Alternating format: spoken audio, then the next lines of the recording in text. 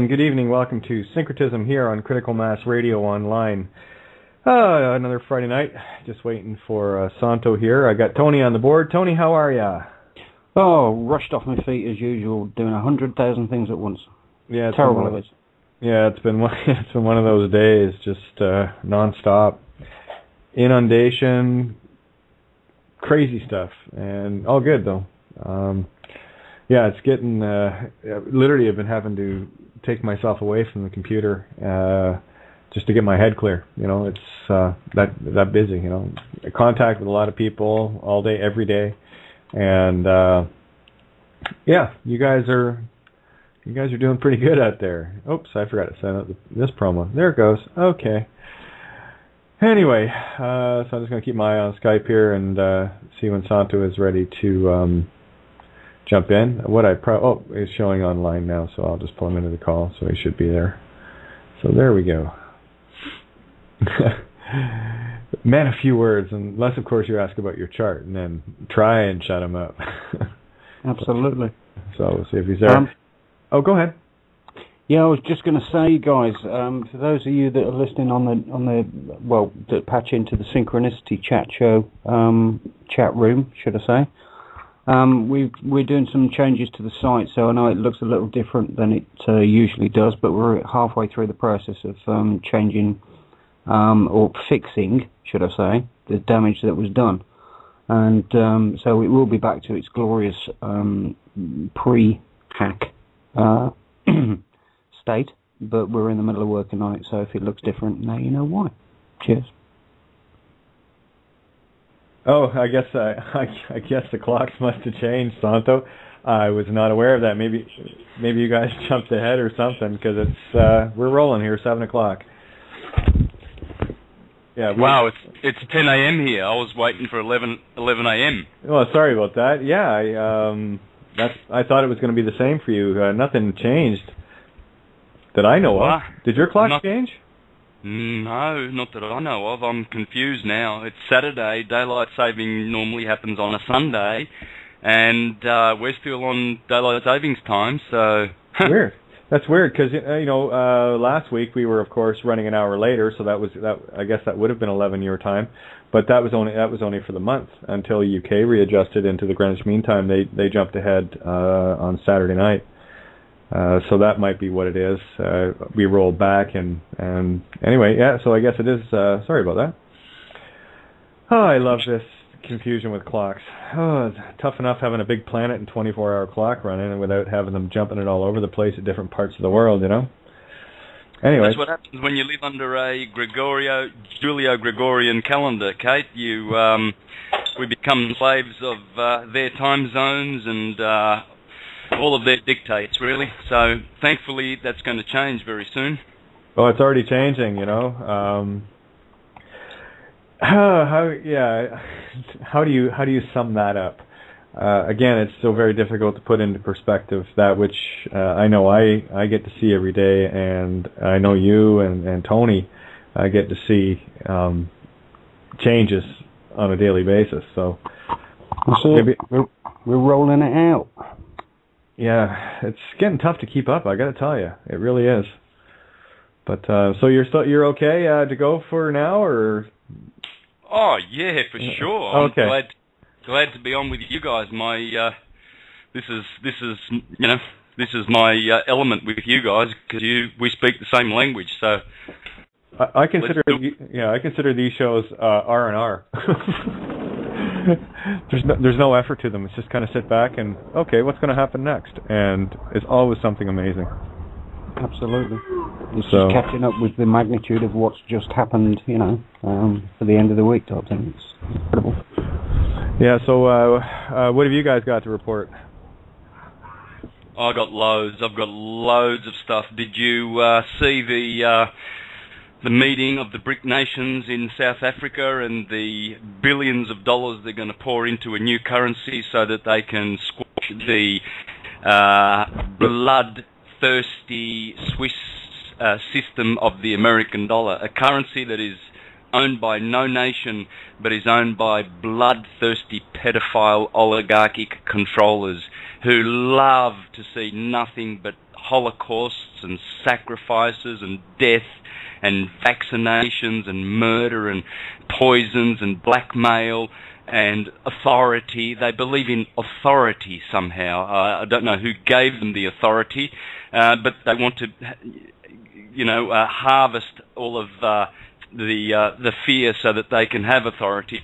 Anyway, the BRIC nations are going to smash them. Hallelujah. Yeah, lots of stuff like that going on around the world. People have had so much for the petrodollar. I would hazard to think probably as much blood has poured getting that oil out of the ground as oil has flowed, just for them to get their money and the little fictitious debt notes to control the planet. We're way to it though. We've had enough. Exactly. All right. Go ahead. So we need to make sure everybody knows. We have free energy. We have lots and lots of forms of free energy. Outside your front door because it contains the sun's free energy because it's warmed up the atmosphere.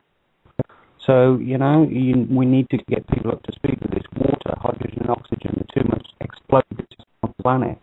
You just separate them using electricity, burn them.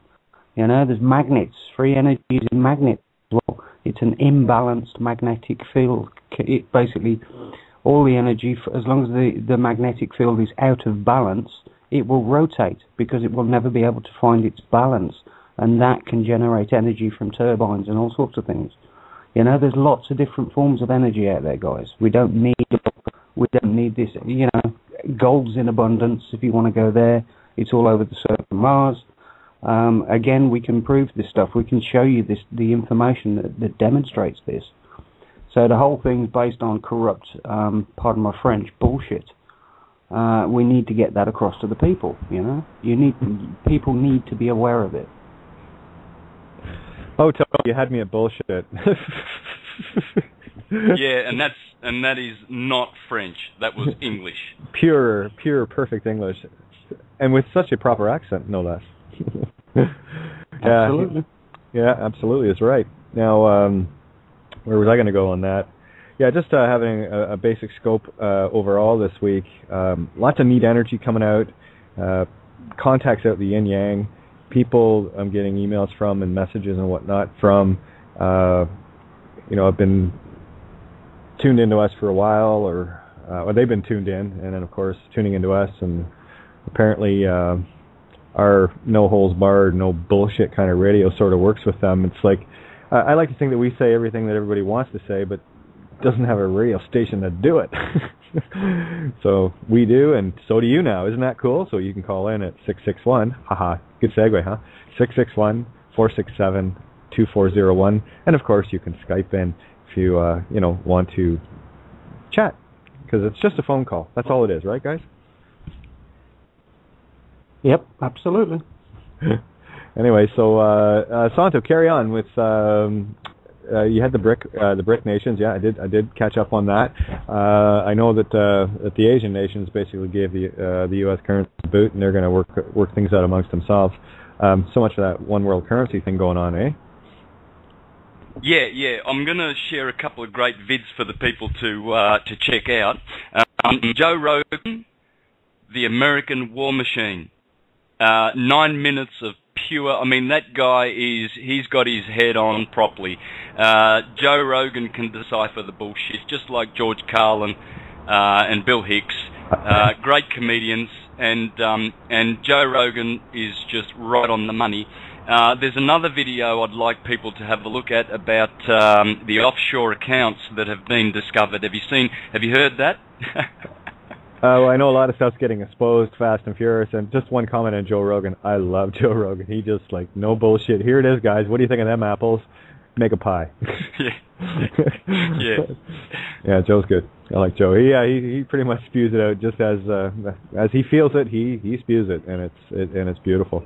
He gets on some pretty intense diatribes sometimes, and he doesn't wax eloquence, and he certainly cuts through any illusions that you might have of what he's trying to say, because he says it.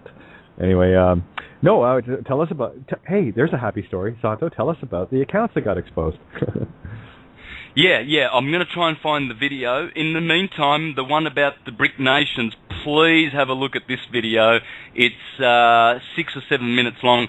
Hegemonic corporations scared as BRICS plan bank to rival IMF. And just listen toward the end what the guy says on I suppose it's free-to-air television, what he says about the blood and the wars and the blackmailing and the killings as the CIA, the defenders of the Federal Reserve and the killing Swiss machine went down to Chile, Argentina, Vietnam, and now in Afghanistan and Sudan and Syria, Iraq, just to secure a good life for them, their banksters up in the Swiss hills. That's all, just so that 3 or 4 families of killing bankers can be happy and have everything they want. And they've got all of these servants, foot soldiers all over the planet doing their beckoning, doing their will. And it's just bidding, that's it, thank you. Doing their bidding, and that's about to be over, folks. We can rejoice. Aries is going to bring about, already we've seen under the stars of Aries what Ireland did to the banks. We've seen what, you're going to be so encouraged. Take 7 minutes out, folks, and watch that video. Hegemonic corporations scared as BRICS plan bank to rival IMF.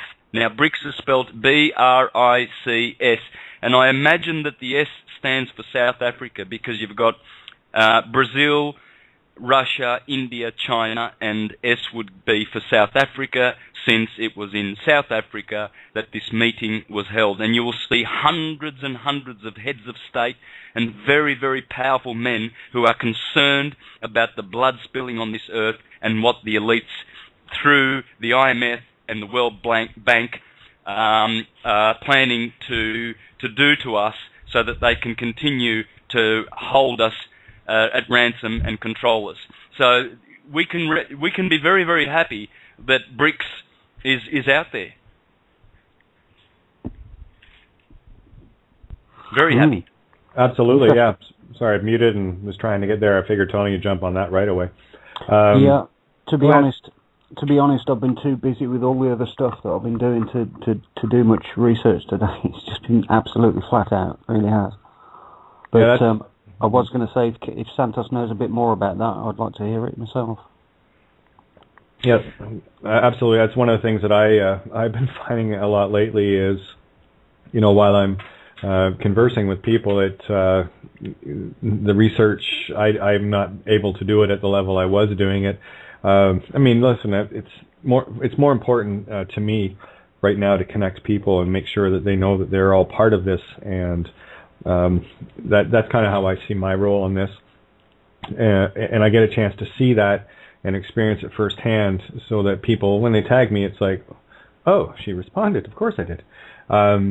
That's in real time. I want people to know that I am sitting exactly where I need to be, and I can be reached at any given point, unless I'm away from the computer for any length of time at all. But I always get back to people, and if I miss you, it's not because I don't love you, it's because I'm inundated, and I think I'm doing pretty good on keeping up with everybody.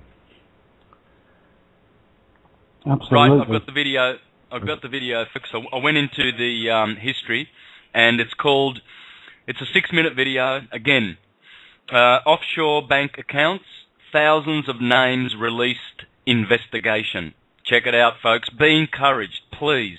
We are at the threshold of big, big, big change. All we need is for all of us to absolutely out and out rebel against this putrid pedophile system that we've been under. We must be the ultimate rebels. Anarchy is the only way, folks.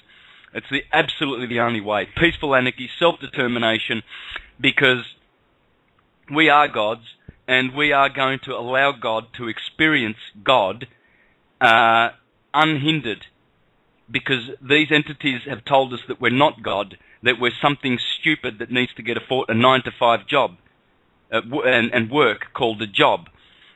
and et cetera, et cetera, et cetera. No need to, rehash all the enslavement concepts on this show. We know all about that. We know what they've done to us. But one thing that they've done is they've stolen our divinity. We are divine. We are everything that ever was, and that is, and that ever will be. There's no currency that can diminish that, and never will. And we must do our utmost in everything, every breath we breathe, every word we speak, every thought we think, every action we act upon must be against this putrid system. We must, because otherwise we're cowards. And wherever we go in the afterlife, we will always allow some creepy, sneaky creature to come up to us and sell us some bullshit and say, oh, come here, I've got something for you, and seduce us. If we don't deal with it here, well, we'll cop it we'll cop it wherever we go. We must stand, as Giordano Bruno did, and he was killed for it. But we are Giordano Bruno. Let us not let him have died in vain. He died because he was trying to teach the world that we're all stars, and there's superpopulated planets all over the universe, and we can go out and reach out to them and join our universal family of brothers all over the place, everywhere in this universe, inhabited beings of other dimensions. And these creeps would have us think that we are isolated like a cocoon on this planet, we're dumb, and we just have to do jobs. Yeah, absolutely. Go to kindergarten, learn how to be a fireman or whatever the bullshit they want to put you in a little box, and then you die and you get an all caps thing on your grave, and hallelujah, and even your death is hypothecated, and they make millions on it. Yeah, yep. and you get to come back and jump into another body and go through the same thing, or decide to change it. I did get a report in today. Wow, long email. Anyway, the individual shall remain anonymous, but I was asked to send good vibes across the airwaves, and this I'm going to do a shout out. I'm not sure if Tammy's around, but she had some really good news last night with regards to funding being cut off, and Tammy has mentioned in the email here. So she was being listened to last night, as she always is. Thousands of people tune in, and that's thousands of people that are awake. There we go. So here it is. Please send good vibes across the airwaves. So I've been asked to highlight this news as an example of a state-level treasury being held accountable and her devious machinations being exposed for the harm her actions have caused to over 1 million people living through the beautiful ocean state territory called Rhode Island. It was an article done, it's a Forbes magazine expose, so that's about as mainstream as you get. Part of the, they say that the favorite part of the Forbes expose is the opening salvo. I just scrolled down, I didn't actually see the article in here, so I'm going to see if I can find this, but they would love for me to read it on air to tens of thousands of you that are listening right now, who can glean hope that things are being exposed. Just like Tammy said last night, the funding is cut off, and this treasurer is the first of many to come who will be called onto the carpet about what they have done, what they are doing, and must stop in their tracks immediately. Cease and desist. The people are here. Interesting point that was made within this. If you do any form of investigation into any of the governments around this planet, you are going to see immediately that the vast majority of them, typically 75% or more, are former lawyers and or judges, or have been involved in the bar at some level, and have obviously, if you're a lawyer, you've sworn an oath to the bar. And sorry, if you're going to swear an oath to the people, your oath to the bar is mandatory to be the one you serve. So why would you elect these fucking morons that are ex or still lawyer? And I have to say it because it's what they are. They're bottom-feeding fucking scum. Put them in power so that they can write the rules that are going to rip and strip us. And as Santo said, from cradle to grave, we've exposed the bond there. The fraud was committed on mom and dad, not us. Okay, this is why we missed it. It was committed on mom and dad. So really, the issue here is that little birth certificate thing that was given to your mom and dad actually caused them to aid and abet aid and abet you into fraud by thinking it was you, and they've convinced you of that for a lifetime, calling you by the name they thought they gave you but they sold. So really the non-disclosure here is not to you, it's to your parents.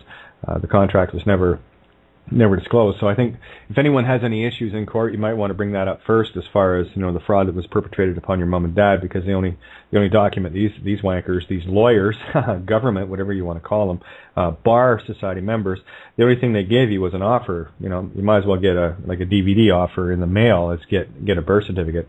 If you don't send away for the DVDs, well, you don't get them, right? And that's the same thing with birth bonds. Now, what she put here was, love this opening on the Forbes link below. Let me see. Where are we here? And by the way, this is an individual that was involved in whistleblowing with regards to what's going on in Rhode Island. And I know there's a lot of people that were involved in this loop. So go ahead, Santo. What the pedophile oligarchs didn't count on is that we would wake up so quickly and so beautifully and furiously, as the great prophet, the literary prophet said, "The dead shall rise." They didn't expect that, because they've been pumping us with chemtrails and vaccinations and who knows what, and lies.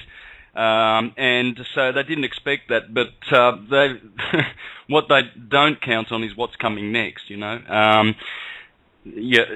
There's 7 million innocent people in American prisons, and they're being raped. Those young boys in there, they've been beat up. And they don't even know how they got in there. All they did was they were driving down the road one day. They were doing a couple of miles over the limit, or whatever. Just some violation of the codes of these bar members, and I would advocate bar members behind bars, all priests in prison, vanquishing of the Vatican, and arrest the Queen, and let's start from there. And let's see if we can't have a party on this earth. We will have bliss forever. Oh yeah, I mean we've already got it in the universe that there's going to be one hell of a beach party in Australia, and don't worry, we'll announce it. And I know there'll be lots of live entertainment. I'm bringing a 6-string, so there you go. Now here, continue to cite Forbes thought of the day. I got the article open, so we're waiting for it to open, and I do want to. Here we go. You want to talk about a headline? If I can get my computer, I know what the headline is. It's just getting my computer to scroll. Oh, come on. Go ahead. So isn't that fair enough, Kate? Who put those innocent 7 million people? All right, there might be some criminals in there, like politicians and liars. Let's leave them in there. But all those other kids, who put them in there? Well, the bar. Yeah, absolutely. So it was the bar. They did not hurt God. They did not hurt anybody. A lot of these people, most of the cases that are in there, and it was the bar that turned them over. So put them behind bars and release the free. That's what I'm thinking. That's how it worked when they were clamouring to kill Jesus, and I think it was Pilate. Yeah, he gave them Barabbas, so a substitute or something like that. So.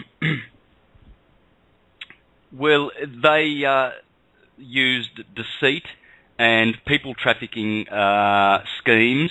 The fact that they can actually pocket a lot of money by putting an innocent person into prison is scandalous. I did share with you on the show probably last week the video of Pope Bergoglio, the Jesuit assassin pedophile pope that they have now, these morons called Catholics that think that they're going to be saved,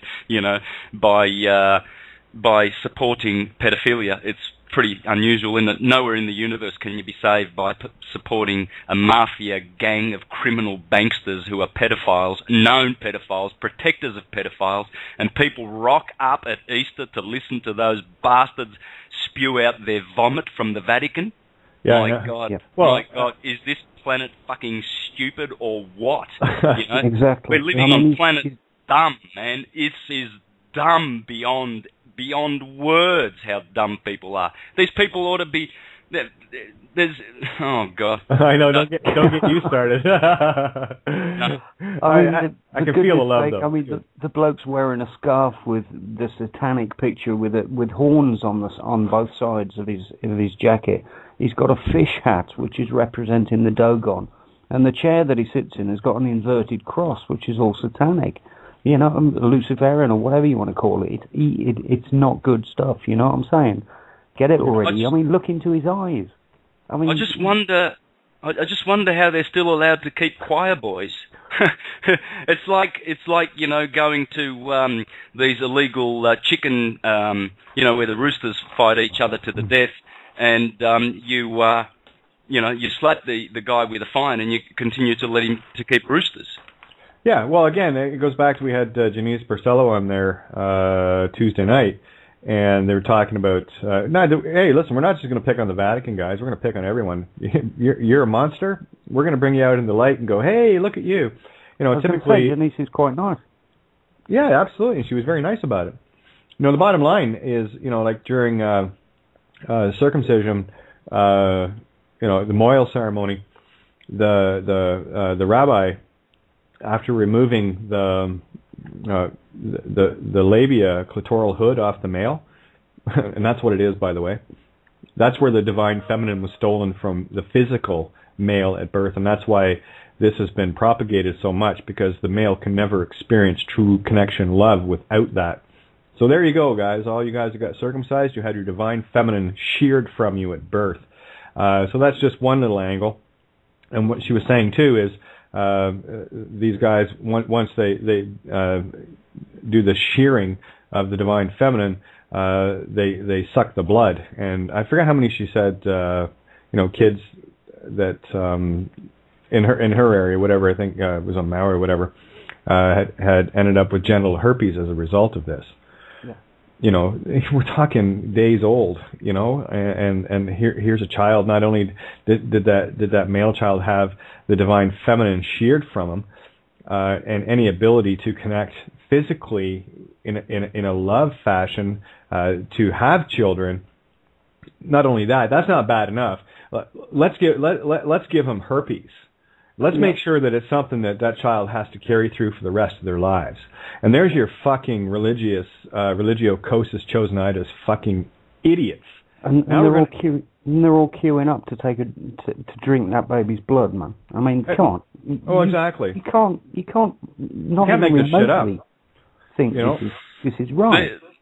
Parents, by the way, Catholic parents, if you're going to send your son to choir, you might want to send some Trojan condoms with him. At least that way he might not get sexual diseases from these monsters. So, and I think that's what they should be doing on Sundays for all the choir boys, is making sure that they're all given condoms. So at least if they're going to be raped, they won't have to worry about getting AIDS or herpes or anything else of a life-threatening, beyond the disgusting nature of these. Oh, another thing too, in California, they just passed this. I think it was last week. I got to go back to it, but the headline kind of made me what? Anyway, apparently in California, pedophilia is a sexual orientation. No, it's a sexual deviation. You were close. But when it comes to sex, that's sorry guys, that's between consenting adults. 2 words here: consenting, like it's okay, and adults.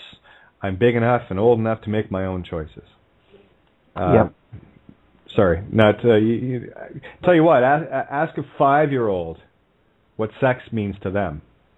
Get them to write an essay on it. If they can do that, and they know exactly what they're getting into, then you've got a consenting adult. But I don't think you're going to get there. Yeah, absolutely. I mean, people need to know as well about the Talmud and the Torah. These are the teachings that they follow. And under some of this stuff, I mean, it's all right to marry I was going to say a 3-year-old, but I'm actually wrong. I think it's 1 year and 1 day, isn't it, or something? Santo? Yeah. I mean, it would be. They want them as innocent as possible, those innocent little souls. As long as they have been untouched and innocent, they want to defile them first. These are vicious animals, rest assured. These are what Hermes explains, animals to be found in human bodies. Very deceiving are these ages we live in, that animals can actually incarnate and appear as human beings. That's what's going on. And they're incarnating from the dark satellite, the Earth's animal chakra. Read all about it in The Light of Egypt by Thomas H. Burgoyne. If you haven't read that book yet, you don't know anything. He founded the Hermetic Brothers of Luxor in the 1800s and revealed some of the greatest truths this world has ever known. And they are the truths that I'm revealing in Syncretism, by the way. It's the chief work of Syncretism you will ever read on this planet. And the wisdom comes from Luxor, Egypt. Very, very ancient wisdom. And he explained this, that animals would, in the Dark Ages, would incarnate. And he explained that the Dark Brotherhood here on Earth, known as the Vatican, are the one half of the spiritual realms that control them, the dark satellite. It's an animal entity. And they are the one half, and the dark satellite, the other half of all the evil that is taking place on this earth. So they are serving some very nasty masters themselves. Be glad that it's they that are doing this job, because they will be punished for doing this job and not you. Be glad that it was them and not you, and that you did not participate. I never have. I know, and my birth chart will testify to that. Leo ascendant. That I will never use my power for evil, and I know that I've never, ever, once in my life gone out of my way to hurt anybody in any kind of way. Never. And I will never conceive of such a thing. It's impossible. And so, but there are people on this planet who go out of their way to hurt you. And I've received plenty of those hurts from plenty of people. Plenty of people. And in fact, I'm receiving quite a bit of attention like that from nasty, savage slanderers. That's all they are. I can guarantee you that. That's all they are. And they've probably been on my back for many lifetimes. Who knows? And I haven't been able to get rid of them, obviously. They're still hanging around. But I'm pretty connected upstairs, so I'll deal with them sooner or later. I am dealing with them. But the thing is, they go out of their way. And there's only one law in the universe. Do not hurt. Do not harm. Do not destroy energy, etc. It's obvious, that law, that one law. And these, even the trolls listening today, we know there's one or two there that have to be assigned. They'd be assigned to every radio show on the air, one at least. They're taking a pay packet, and they are actually now listening in, and what their job involves going out of their way to hurt the truth on these airwaves. They are there to prevent these truths to get to the ears of the masses. That's what trolls do. So all they're doing, this is why they are existing, and as Jesus said, it would be better for you to cast a millstone around your neck and throw yourselves into the sea. It was better that you were never born. It was better that you were never born. These trolls, it's better that they were never born. Even the memory of them will be vanquished. Just because they went out of their way to hurt. Friends, listeners, if you're listening and this is resonating with you, and I know it is, don't ever go out of your way to hurt anybody. That's the only thing you can ever do wrong. That's all you can do that is wrong. And these trolls and these slanderers, that's all they're doing. I've got a woman here in Australia who does nothing other than tell people that, that she's obviously mind-controlled by David Simonton, and everybody should know who David Simonton is. Check out the career criminal that he is on the internet. And she's one of his mind-controlled dupes who goes around telling people that I'm a pedophile. Right? Because David Simonton started this rumour a year ago when he crashed my computer and took all my email addresses and sent them very perverse and very nasty things. He went out of his way to hurt someone. I just feel so sorry for him, because how will you ever clean up that karma? That's a big, big job for one soul to do. And so, couldn't agree more. And people are prepared to say out and out lies about other people. There's nothing worse than deliberate lying. There is nothing worse than that. Well, you're right, and we're on a road to find love and compassion, and that's the only road that we're on. This is about unity and making the free will choice in the right directions. Since ye are gods, part of the divine, little sparks of the all spark, your intention and choice is an extension of that. So, you will be the God you choose to be, and some are choosing oblivion. But I did want to get back to this Rhode Island thing, because this is a big win. This has been ongoing for a while, so let's start shredding more of the bankster elites and see what kind of names we can pull out of this one. But this is the headline is this. Again, speaking of harming others, here's an individual, a number of individuals, how many countless people they've harmed in their greed. Here we go. Rhode Island public pension reform, quote unquote, looks more like a Wall Street feeding frenzy. So according to institutional investor, Rhode Island treasurer, bankster, and government official? That's just a conflict there. Anyway, according to institutional investor, Rhode Island treasurer Gina Raimondo is at work solving the nation's retirement dilemma, showing how tough public pension reforms can pay fiscal and political dividends. Don't believe a word of it. A look behind the curtain reveals her changes to the investment portfolio of the $7 billion employee retirement system of the state of Rhode Island will inevitably dramatically increase both risk and fees paid to alternative investment managers such as hedge funds and private equity firms.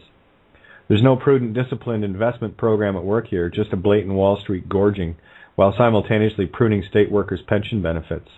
It's no surprise that some of the Wall Street's wildest gamblers have backed her so-called pension reform efforts in the state legislature.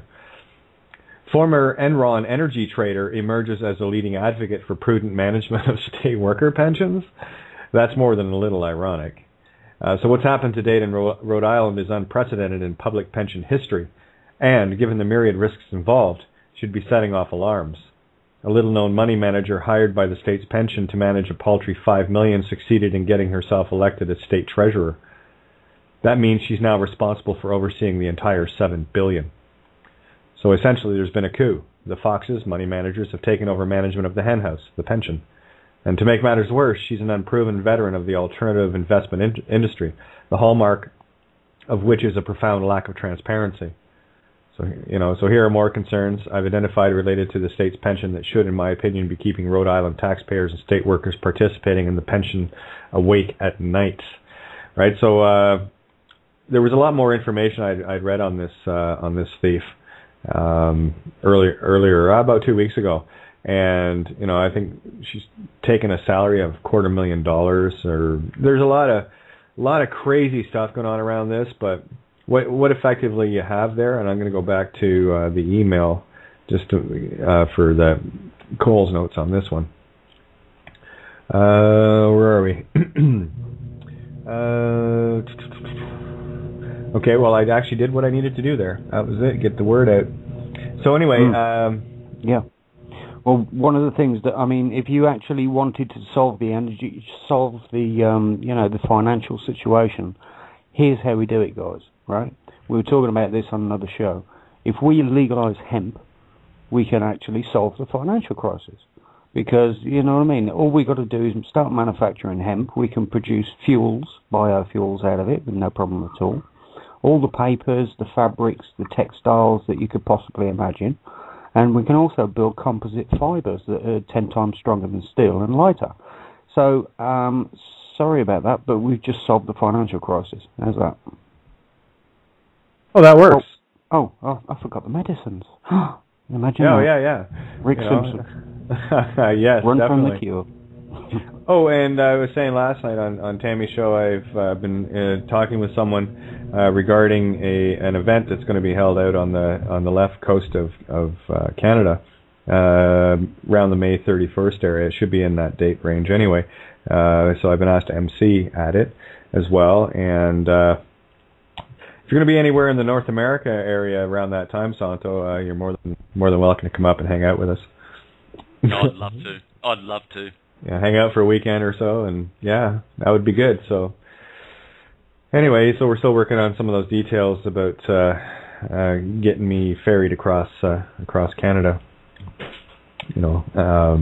safely, as it were. There you go. But anyway, it's supposed to be the end of May, and we still got some people that we're looking to get. But boy, if you could head north for a few days, that would be awesome. 'Cause you're going to be in the same region, So there you go. I thought I'd plant that seed for you. Yeah, eventually I'll be there, Kate. Of course, I'm going to Ecuador in May. Yep. So I'm preparing for that. And then Truth Juice over with Tony in August-ish. Is that right, Tony? 22nd, yeah. Good. Yeah, Leo. That'll be Leo time. Yeah, and I'll probably be in Italy because they're organising something there too. So eventually I'll get to North America. That would be awesome. Yep. Hey, and who knows what I might be able to pull out of my hat in the next little while as far as getting this system to scurry a little bit. There was one other comment here that was made. Let me just get down to it. So just to sum up, what Forbes is saying is what this individual has been saying for a couple of years as the Minority Report, and everyone, of course, dismissing them and making a hometown hero out of her all over the place while she pushed this through so fast. No one really stopped to see what was going on. The cover-up so actively masking deceptive practices, which is, of course, what hedge fund managers and investment bankers are all about. And that's a common tactic by an attorney or a bankster. And let's remember that this individual is both and is an immediate, that's why I mentioned this earlier, immediate conflict of interest, having an oath to the Bar Association and unable to fill her oath as a public trustee. You can't fulfill both. They're both at odds.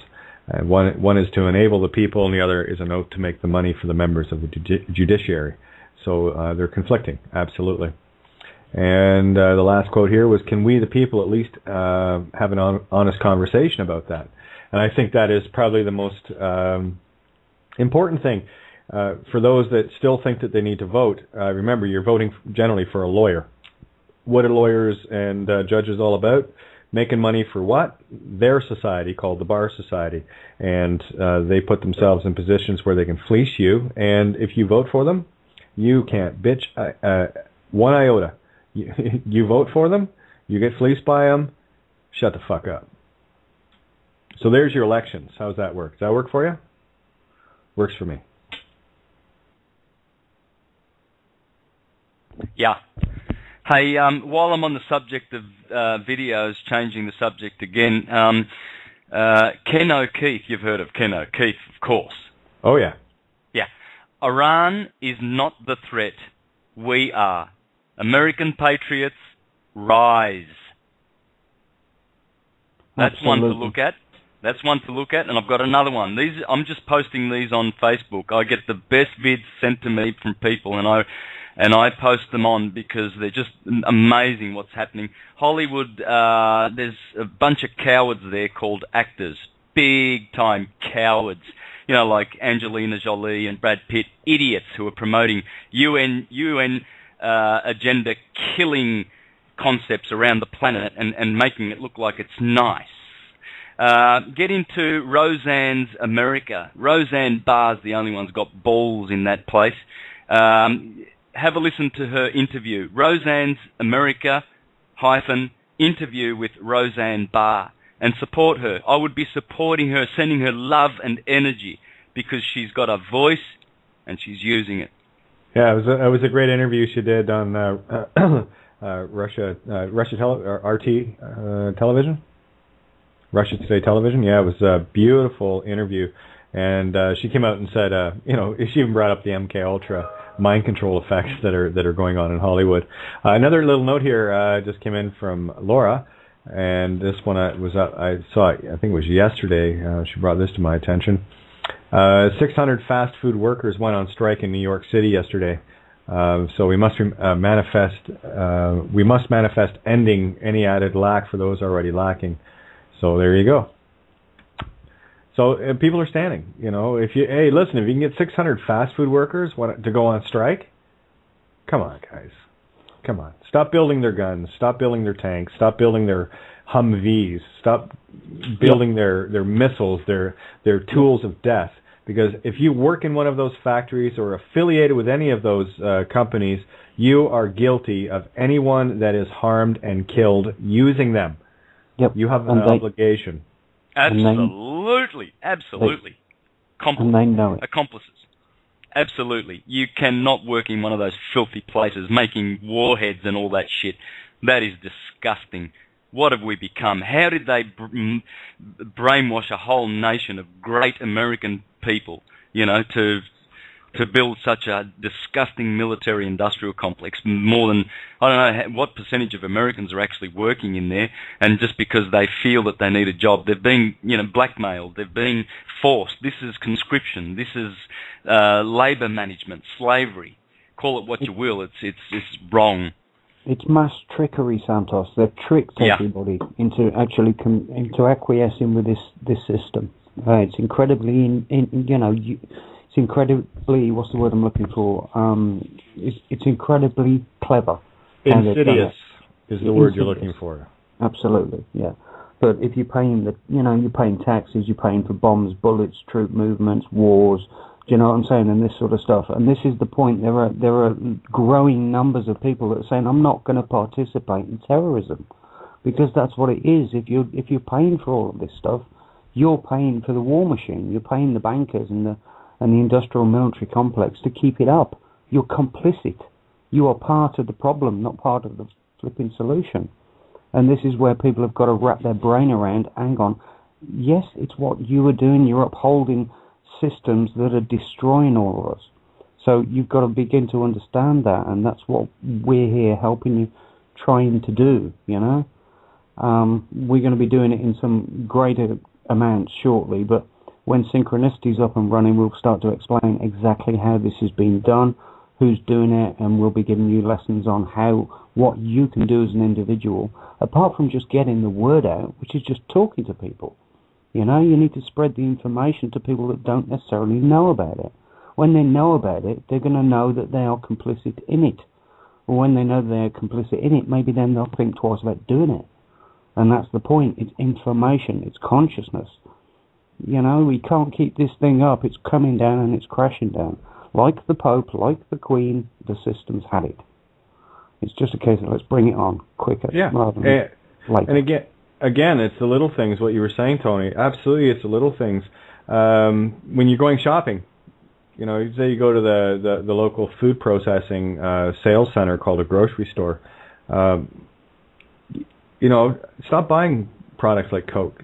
Start looking for the Circle U and the Circle K and all the other different, what do they call that? Kosher. Those are kosher symbols. Those are symbols of a tax, thus processed foods that go to the local synagogues. Most of that money is shipped directly over to Israel. So start looking for those kind of things, and stop buying the poisons that are killing you. Do it step by step. If you like drinking Coke, fine, give it up. If you're drinking 10 a week, which is you're killing yourself anyway, and I have nothing but pity on you, but knock it back to 5, then to 2, then to 1, then nothing. Well, can I just say something on that? Sure. If you imagine that you're drinking this aspartame, right, in this stuff, what's actually going on is when you drink it, it goes into your stomach, and the temperature of the stomach and what actually goes on in your stomach turns it to formaldehyde. That's what they cover people who have died in order to preserve them, right? You're drinking formaldehyde, and it's pickling your guts from the inside out. not a good idea. And never mind the damage it's doing to the DNA. You got to remember, everything here is energetic. Everything has an energetic signature.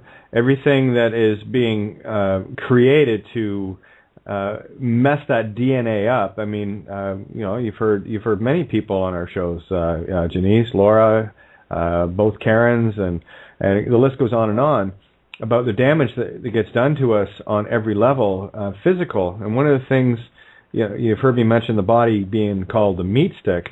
Here's the trick, as above, so below. They can get to your spirit through body, because you have a connection there. And what's happening is they're damaging the switchboard in order for you, the spiritual being, to run interference, so that you're trapped. You're trapped in the meat stick. And every time they do something physiologically to us, chemtrails, you name it, whatever else, hermetically you can get rid of it with a thought. It's that mind over matter, but not many people are there. But the simple truth is, what they're doing is they're altering your DNA and making it even harder for people to awaken, calcifying the pineal, interrupting chakra energies. So we can't even get into that state of meditation to get us there. So stop killing yourselves, stop poisoning yourselves. If you call yourself awake and you're out, buying these aspartame-laden products, I don't care if it's sugar-free gum, oh please, anything that has any of these toxins in it, you are actually destroying yourself spiritually. Unless you are really up on the hermetics and understand how to transmute this stuff, and you have that will and that willpower to do it, I would suggest that you might want to change your diet just a little. Because while your as below body is getting inundated with all this crap, your as above, you, spirit, divine self, it's an anchor. What you're doing is you're filling your body with lead, right? And I believe it's turning lead into gold, transmutation. And the more lead you put into your body, right back to, there's the ankh, right? There's your anchor. Go right back to, the weighing of the heart. Maybe, Santo, maybe you can go off on this for a little bit. The weighing of the heart as part of the death ceremony in Egypt. Yeah, well, that's how the science of light goes. In Egypt, they understood all of this, and they knew that the heart has a vibration, and only a certain amount of frequency will get you going upward, just like in a distillery. If you want to get the finer essences from that crude oil, you got to go to the top levels, because down the bottom is all the sludge. And the same thing is going on with the vibration of the thought waves that are what we call atoms that make up our body. These need to be sublimated. And what's going on is all of that sugar-free stuff, E. coli poo, actually brings the vibration down. So in the end, it's only going to hurt the individual who chews on that stuff. This is why they've got sports coaches and sporting people, chewing their gum, because these guys are successful. They win games. If you want to win, you need to chew like they do. I mean, the corporations have covered everything. They've covered every angle. It's very, very subtle, but I see it. I see that, here in Australia, AFL football, a lot of Australians watch it like a religion. And you see the coaching panels, there's probably about 10 of them in there now. Once upon a time, 30 years ago, one coach was enough, and he did it voluntarily, didn't get a pay. Then, in the 80s, they started paying them, big 6 figures. And then they needed an assistant. Then the assistant needed an assistant. And then the coach needed another kind of assistant. Now there's about 15 guys, right? And they're all drinking that Evian water from France and spring water, and they're all, and you watch them, they're chewing aspartame.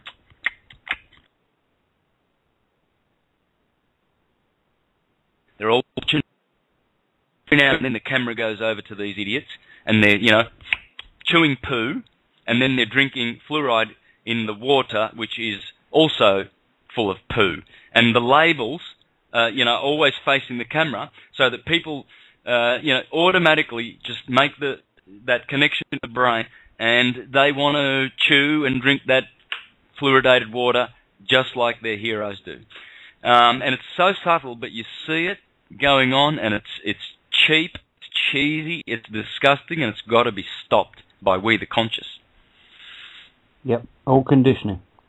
This is the point. Hypnosis, conditioning, bread and circuses, the Roman Empire. It's all there. Just got to look.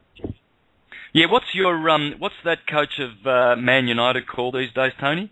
Well, I forget his name. You're asking me why. Yeah, well, it's a that joke. guy, I mean, here's a good example. He's always chewing. Always chewing. And, of course, Man United is a successful club, so you want to, teach people how to be successful, just do what this guy does. He's a coach of one of the most successful clubs. He's been there for 20 years, and he chews. And there's plenty of chewing gum brands out there by Wrigley's, full of E. coli poo.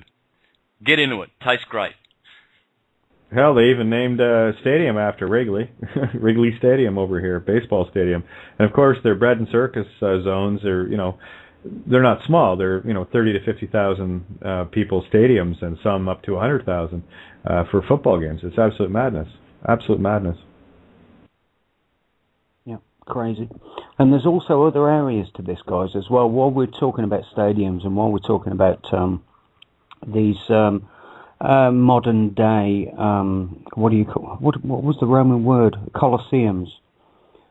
These things, there's other things going on with these things.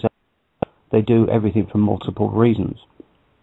Let's put it this briefly. They build these things on areas of ley lines or energies or meridians that are running across the earth. Now, we've exposed about HAARP, and we've exposed about how they built all the railway lines across the HAARP meridians and etc., how they're using the HAARP frequencies to basically mind control the people, and as well as the damage they're doing to the planet in the process, keeping the frequency dense.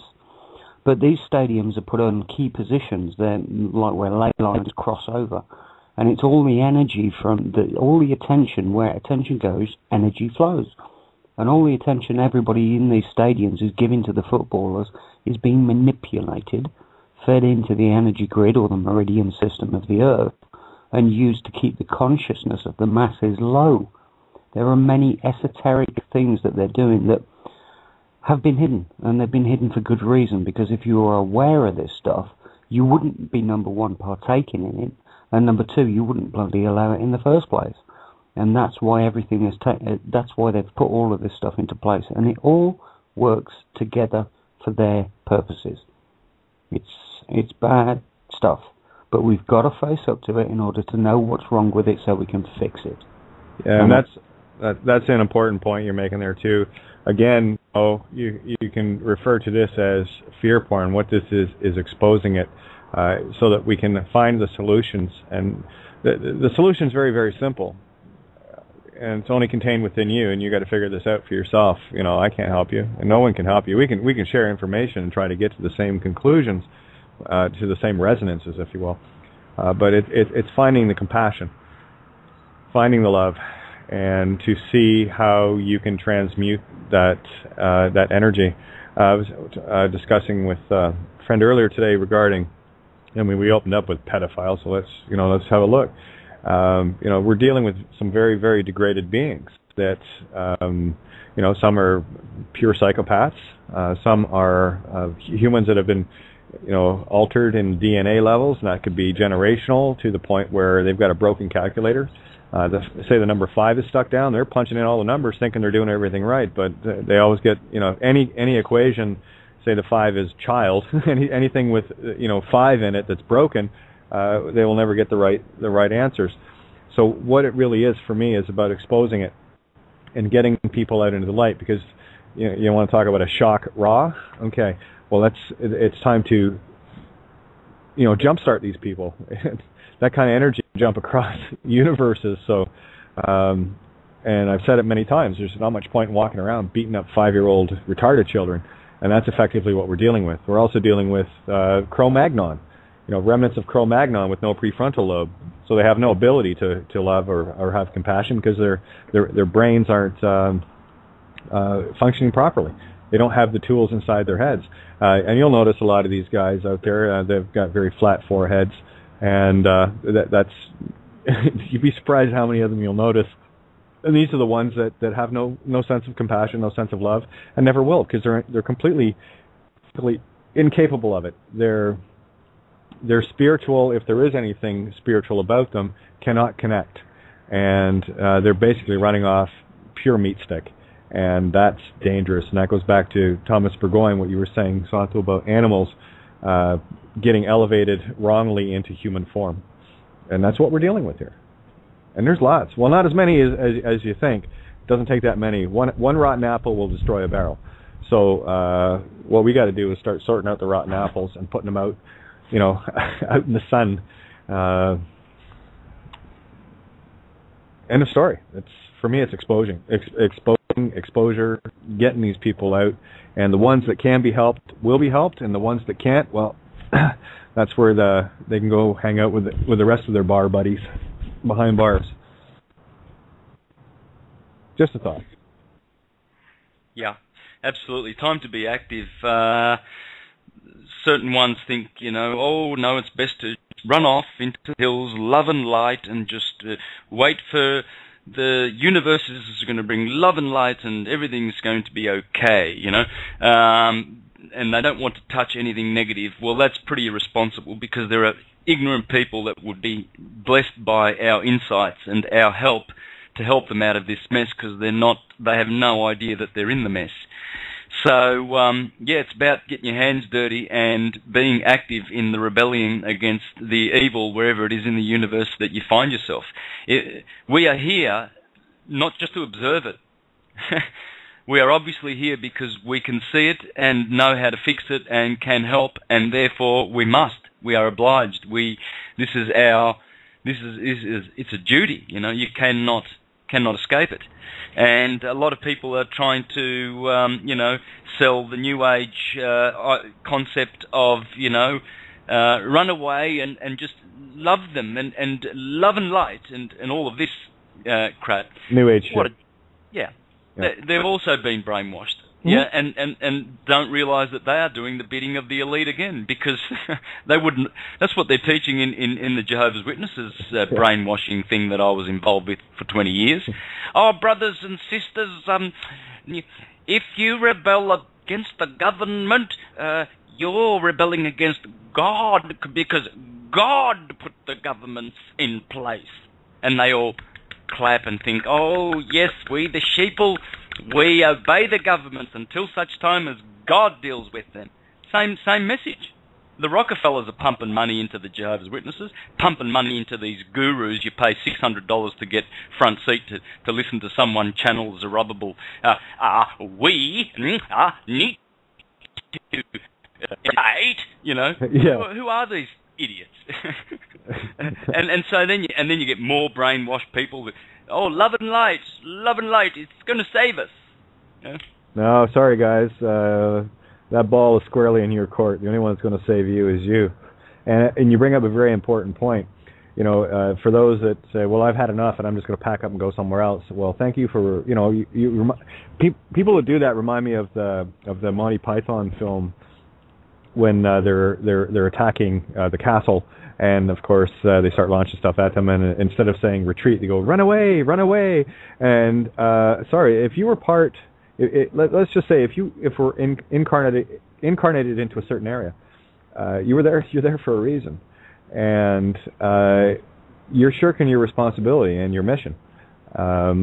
If you were part of the problem, you still are, especially if you're using system and documents and whatever to flee, and that's what you're doing. You're running away, and the only thing I can think of there is the cowardly lion, and that's the one that you have to overcome. And it's a matter of doing the little things where you are. We stand. We don't run. You make a stand, right? Absolutely. And that's what we have to do. So stop running away. Stop looking for passports. I'm going here and I'm going there. Well, great. Run the fuck away, you coward. How about you stand put and let's sort the problems that we have. We have been scattered across this globe for a very, very specific reason. You know, you wouldn't want to... here, I'm going to go back to it to see if I can pull it up on my Facebook. Something I read last night. It was beautiful regarding the freaks. And go ahead, Tony, while I find this. Yeah, okay, fine. Well, that's what we were actually, saying. It's a simple fact of there are, billions of us. This is the situation. There are a tiny, tiny, tiny minority of people that are doing this stuff to the masses.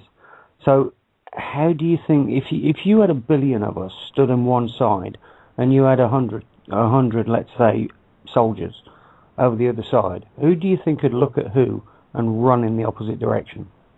Who do you think's got the power here?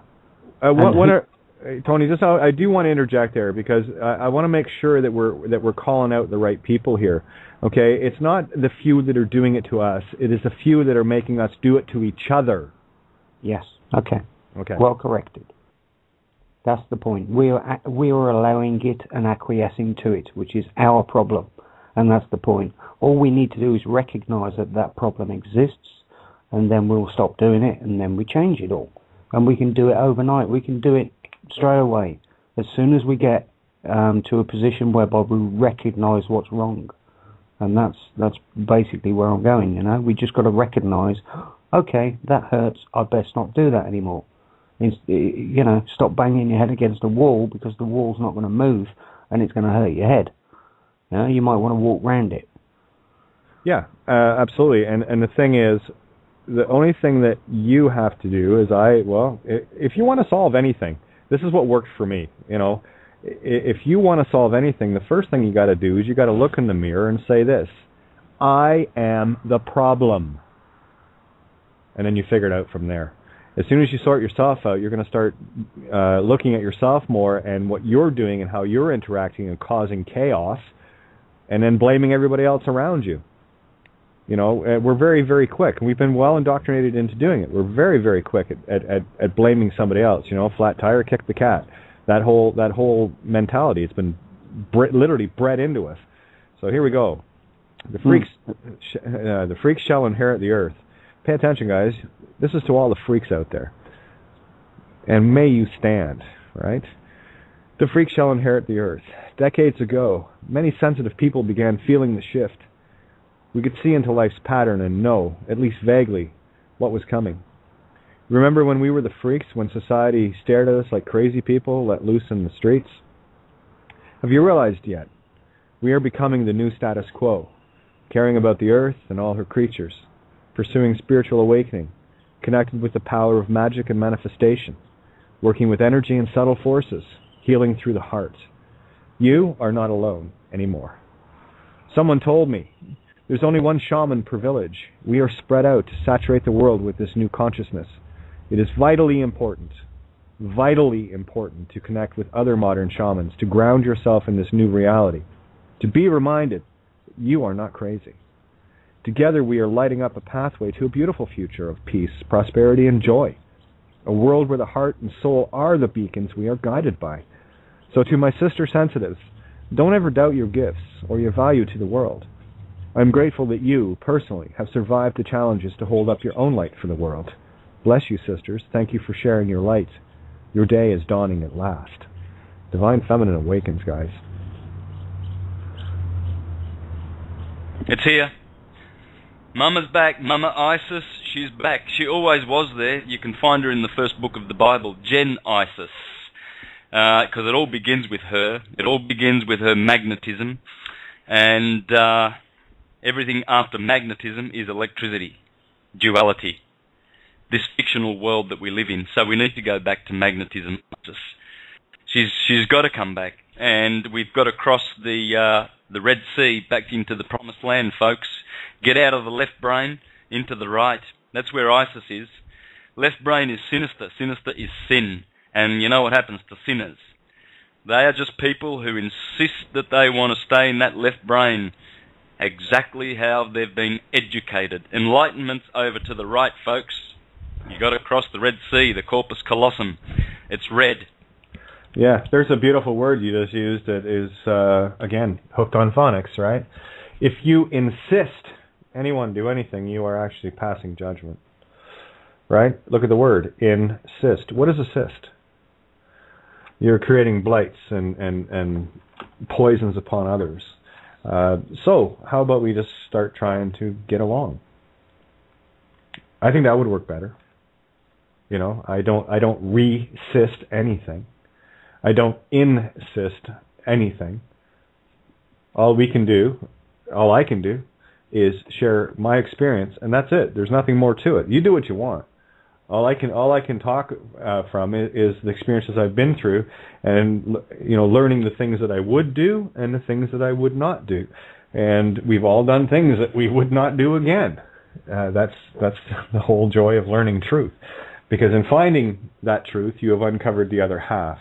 Because in every truth is only a half truth. There has to be something opposite to it always. That's kind of how Hermetics works, right?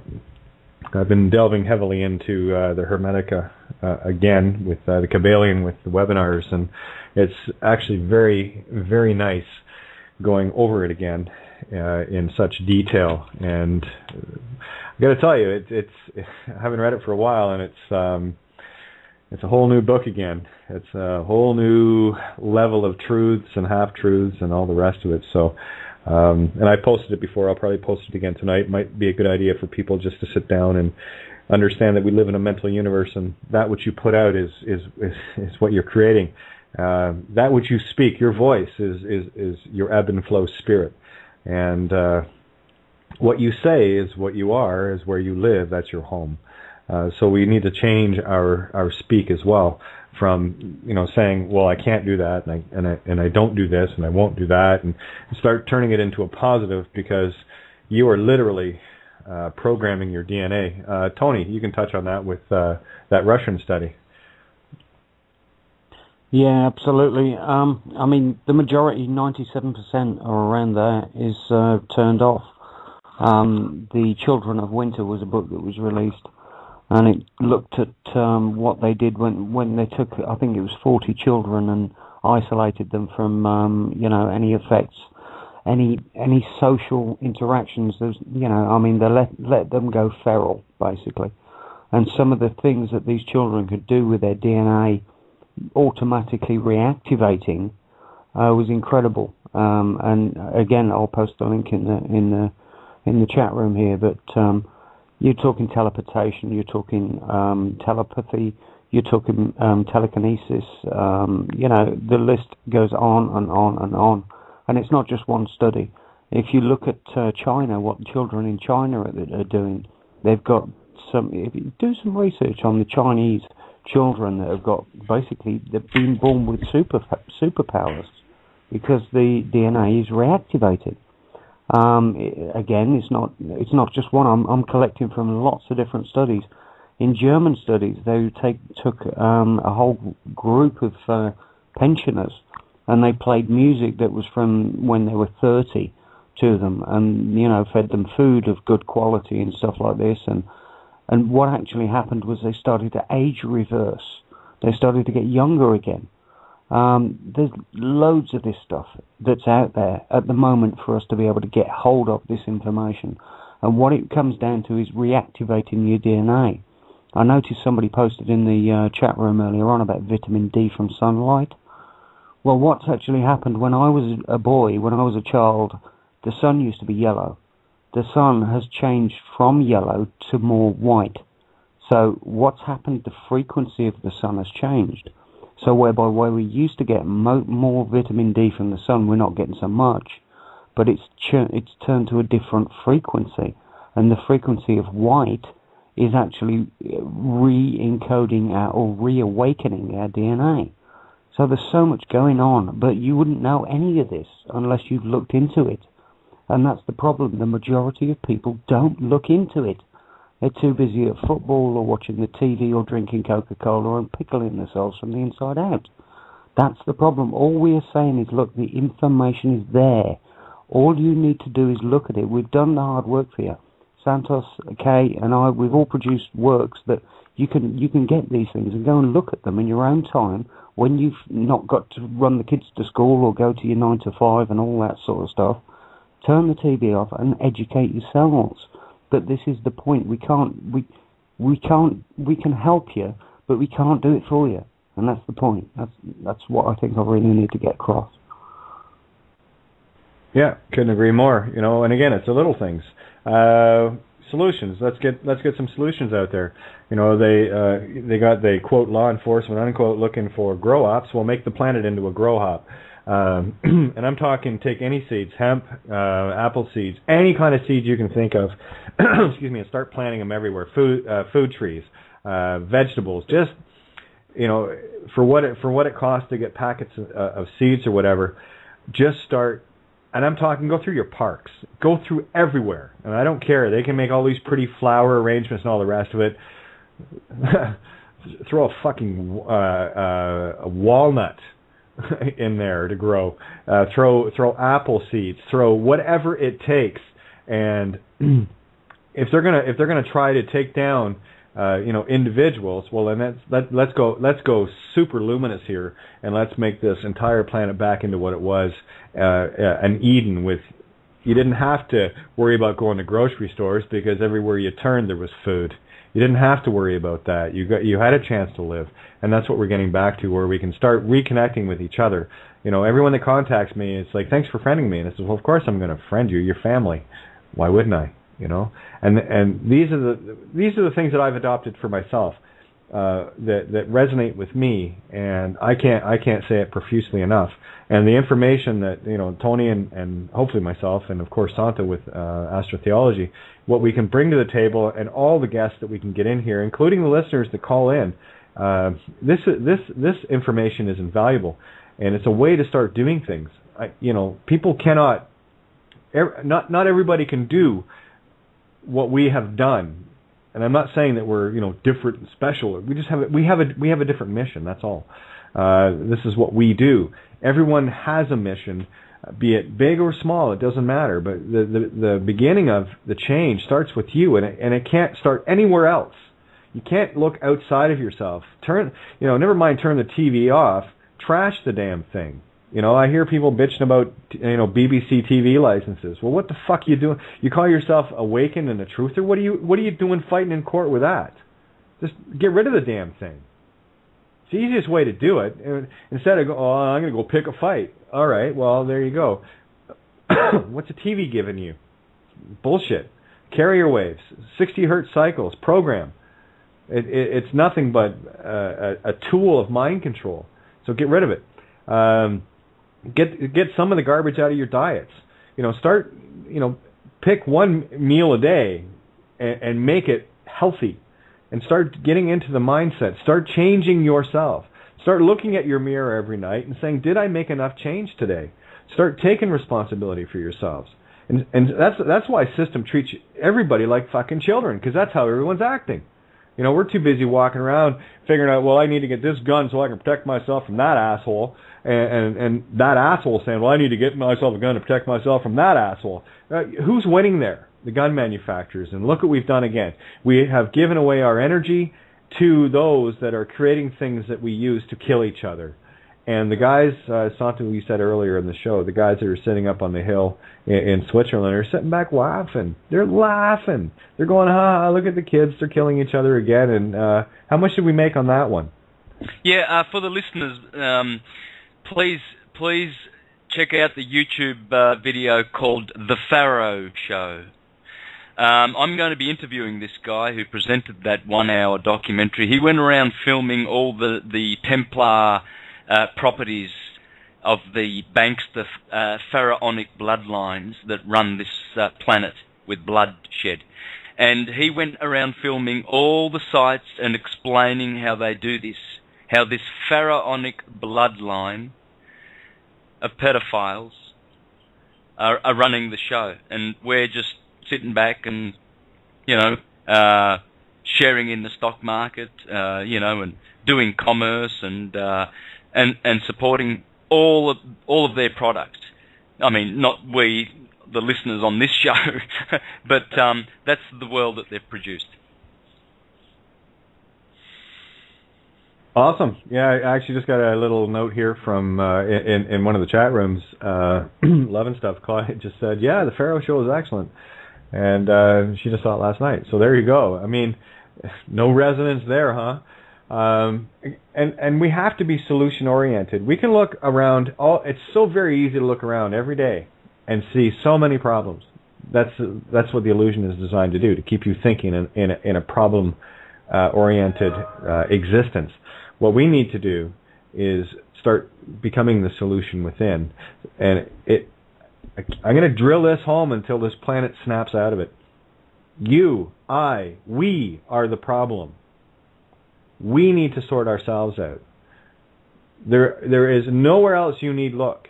Because as soon as you start fixing yourself, and I know there are many of you out there, we have, and I'm so proud to say this, we have the most awakened listeners on this planet. I know that.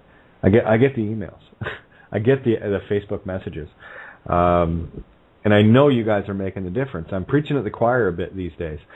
Again, these are things that you can find yourself interacting with other people. That you need to. You don't want to. We talked about this last week. It's not about ramming stuff down people's throats, guys. It's just about dropping a hint. Standing in the grocery line and. You see a bottle of Dr. Pepper or Coke or whatever, you said, and just look at it and go, wow, I used to drink that stuff until I found out what it was doing to me. Yeah. That stuff's pure poison, man. Holy, I drank that by the bucketful. Yeah, Kate, see, this is one thing, too, that the listeners need to bear in mind. All three of us have only recently awakened to this level on the panel, the three of us. I mean, I was knocking on your door trying to save you as a Jehovah's Witness 10 years ago. And you were, had one foot in the fiction. Tony'd had one foot in the fiction. We've got passion because we see clearly, I'll speak for myself, how stupid I was. Oh, God. Man, the things I used to do. I've got a beautiful son, and I used to discipline him so rigorously as a witness, bringing him up, dragging him to the meetings in those cold winter nights, and out witnessing door to door because I was so zealous, and I'd instruct my son in the book, the Live Forever book, or the Bible Stories book, and I'd get him to point to Goliath, and I'd be teaching him in Italian. And I'd be saying, cattivo, evil. And my son would know all the stories. So he'd come to David and Goliath, and he would point to David, he'd say, bravo, and then he points to Goliath, he'd say, cattivo. From a little kid, I was teaching him how to buy into the duality of good and evil, because Jehovah wants it, you see. And I went over to visit my son last night and realised how beautiful he's turned out, despite how ruthless and how aggressive I was, And now he loves me because I've set him free. He has set me free by forgiving me. And we laugh when we talk about all the stupid things that I used to do. I could sit here for an hour and tell you some of the things that I did. And this is why I'm so passionate. I will never buy into a fiction ever again. And even if I'm still partly in a fiction and I'm not 100%, 100% right where I am right now, I'm going to be. I promise you that. Santo, you are 100%. We've already discussed this, and this is the thing. When people get to a point where they realize that it is absolute fiction and blah, blah, blah, that is the point you have to get to. Now from in my reality, you can do whatever needs to be done because you're doing it for need, not for greed. It's out of pure, utter necessity and survival. So you're 100% of the way there. We do have a color. That's my observation, by the way. Oh, yeah, absolutely. But I was just going to add to that. I was exactly the same. I've actually had a conversation today with somebody. And it was about, when I actually wrote the book, and I'd actually got the book finished with all the links and the information, basically proving what I'm looking at here is actually true, and it's irrefutable. I'm going, I was crapping myself. Literally, I was in real serious fear and being attacked from all different areas as to whether or not I could actually release this thing, because once I've released it, I can never take it back. And that was the point. So I had to bridge that fear, and that took some serious pushing to go, okay, right, I'm going to do this. And Santos was there at the time when I first released it. Santos had one of the first copies ever to be released. And I said, look, I'm seeing what you're saying, Santos. I'm right there with you. You're bang on with this, you're bang on with that, you're bang on with that. And we had conversations about it. But once I'd let that fear go, once I'd released the book and gone, wow, and just let it go, then I started to learn how to deal with that fear. And the fear got less and less and less and less. And that's what you do. You need to make that one step on the journey. And that's the biggest step you'll ever make, because it's the hardest step you'll ever make. Once you've taken that step, then the rest of it gets easier and easier the further down the road you go. And that's just my experience as well. I wasn't always awake the same. Well, absolutely. I mean, one of the things that I take a great deal of pride in is knowing that the reason why I'm doing this right now is to a level that I am doing it is because I've been wrong more times than most people. I went out looking, and of course, if you want to find something truth, well, you kind of need to find its mirror opposite, and boy, did I find a ton of those. And then, life turns into the something I would do, something I wouldn't do. And it's a very easy process, Once you get it and you start, you always know, you will always know, 3 times the charm, guys, that when you're doing something that is not completely resonant with creation, creation will tell you. So we have a caller here. I'm just going to bring him into the call. It's area code 703. And, whoa, there you are. Hi there. Hi, Kate. Hi, everybody. It's Jenna. Hey, Jenna, how are you doing? Hi. Good. How are you? Good. Thanks for calling in, hon. This is awesome. Actually, I'm kind of just listening, and I don't know how I got in the queue again, but I don't mind. That's fine. I just caught you the last 5 or 6 minutes of what you guys were talking about. So, but I hear you. I know what you guys. I know what you guys are going through. I've been awake for about almost 2 years now, and I didn't really consider myself awake until I went off searching without leadership. I wasn't, for the first time in my life, I wasn't following somebody else's lead. I just felt things were not right, and it took me quite a while, but it wasn't until I got that 9/11 was an inside job. Once I got that was my epiphany. That was what I call the gateway drug. It opened up everything. And again, yeah, you're absolutely right, Jenna. And this is why I go back to the same thing like the 9/11. You see, people can look at it from a strictly duality perspective and going, oh, it's so evil. They killed, almost 3,000 or over 3,000 people, and they destroyed this and that and the other. And then I can look at them and say, yes, absolutely. From that perspective, I can have what you're saying. But that's only half the story, because the other half is, how many people did it wake up, and how beautiful and wonderful was that? Yeah, that's true. That's definitely true. Woke up a lot of people. So we have to look at everything in creation with gratitude. And it's never the situation that needs to change. It's only our perspective. I've used the example of the Earth spinning in 2 directions at the same time. It is a Merkaba, after all. So when you're at the North Pole, looking down, it's spinning counterclockwise, and when you're at the South Pole, looking up, it's spinning clockwise. So what direction is the Earth really turning? Well, it depends on how you're looking at it, right? And on what side, Turn yourself upside down, and all of a sudden it starts going clockwise, because really, in space, what is up and what is down? Go ahead, I'm waiting for anyone to prove that one. That would be cool. We have a perspective of Earth or Gaia only from what has been painted for us. Look for how long we were dealing with a heliocentrical solar system, when in fact it's, we got the sun with all these beautiful planets trailing behind in this beautiful DNA. It's 12-strand DNA, right? So there's got to be a correlation there somewhere, Santo? as it creates a helix traveling through the goo as it were, the liquid ether. They call it space, but it's not really that. So anyway, yeah, awesome, Jenna. It's just great to hear your voice.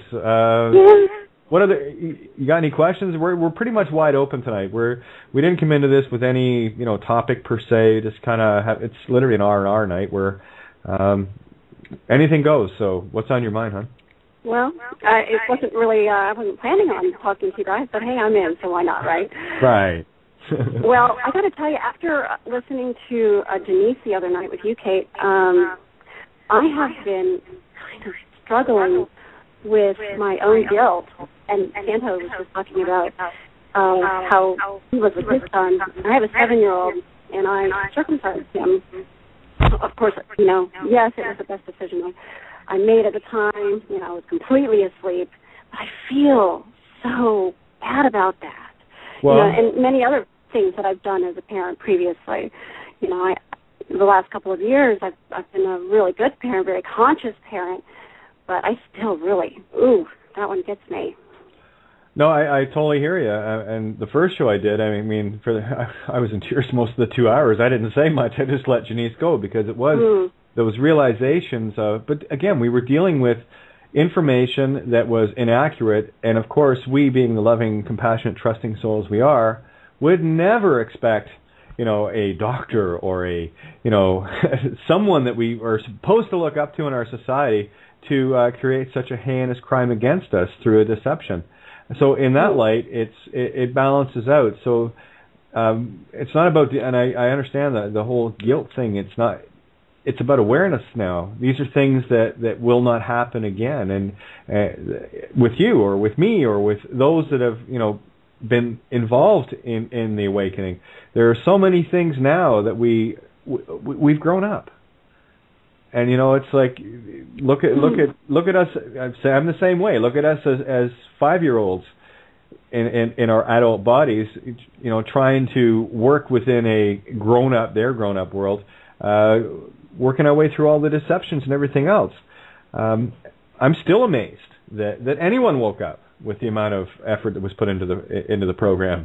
So take the win. We're here now. We're better armed intellectually, spiritually, emotionally, and we move forward. And this information, yes, it affected us, but we have the option now of helping others so it will never affect them, and in that is the healing.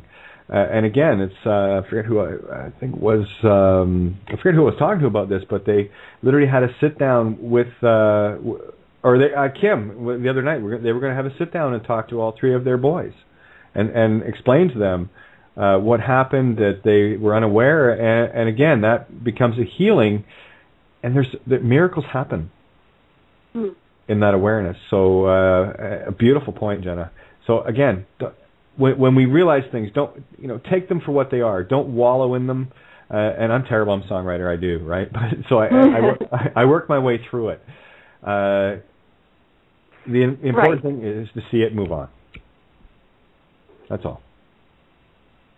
Now, what would you guys say to somebody who, I used to live in D.C. In fact, my career was pretty much, I would say, profiting off of the military-industrial complex, living in D.C.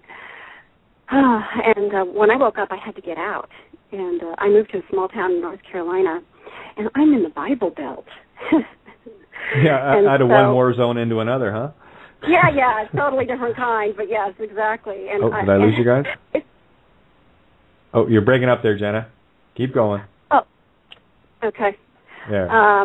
It's just that it's not a day goes by when somebody doesn't say, "Have you found Jesus?" Have you been saved? I didn't know he was lost, and I didn't realize I was drowning. I don't see any water. It's man, I feel your pain on that one, Jenna. It's like the Bible Belt. Yeah, they've got the belt wrapped right around their brains, and it's getting pulled tighter and tighter. I wish they could actually see what that beautiful teacher was showing. To be him, not to worship him. No one's coming to save you. The information was already there. You need to save yourself. Oh, yeah, but it's me against, Oh, yeah, good luck. Girls and others. So, Wish me luck on this one.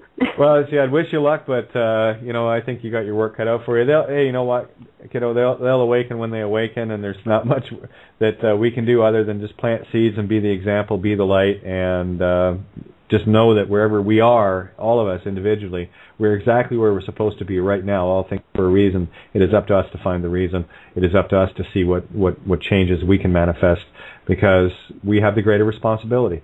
With knowledge comes responsibility. So that's why I was ranting a little bit earlier about people that, well, I'm awake now and I see all the shit going on. I'm running away. Well, thank you for that. We'll just we'll hold the Alamo for you, so that when everything gets better, you can come back and go, hey, and we'll say, where were you? Anyway.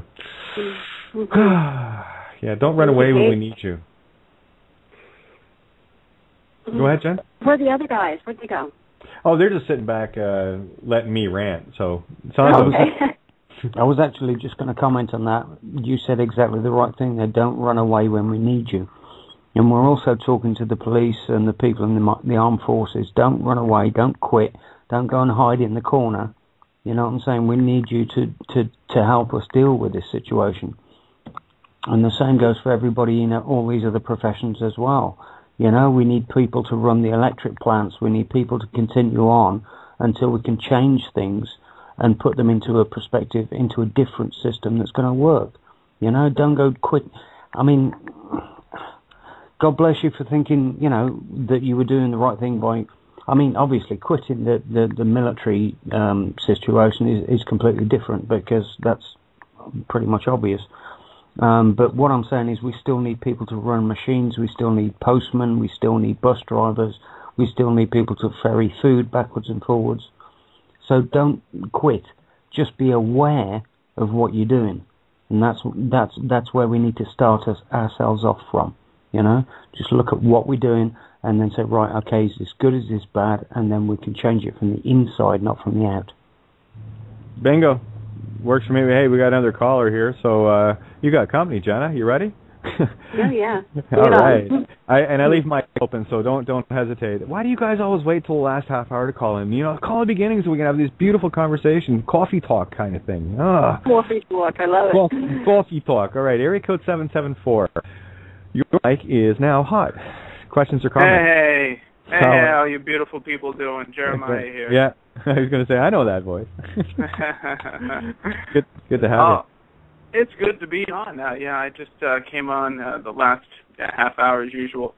But yeah, it's a powerful conversation from what I'm hearing. And I just wanted to ask a question. I don't know if you guys are familiar with the whole chronovision and Andrew Brishago witnessing Jesus Christ being crucified. I've always had an issue with the whole crucifixion thing. At the same time, I didn't know it was a historical event. Maybe it's something just being picked up from the ether, and that's just how they saw it. Or do you think that there's like a negative agenda? Because what I'm hearing from Andrew, because he's running for president in 2016 to reveal this wonderful technology, and objective conditions of heaven on earth will be, definitely within the next, a few years, definitely. But I was wondering if you guys have any comments on that. Well, as a matter of fact, that one. Yeah, well, I just going to say I just sent Andrew a Skype message today. Try to get him on. Hey, we had Bernie on, we had Brad on.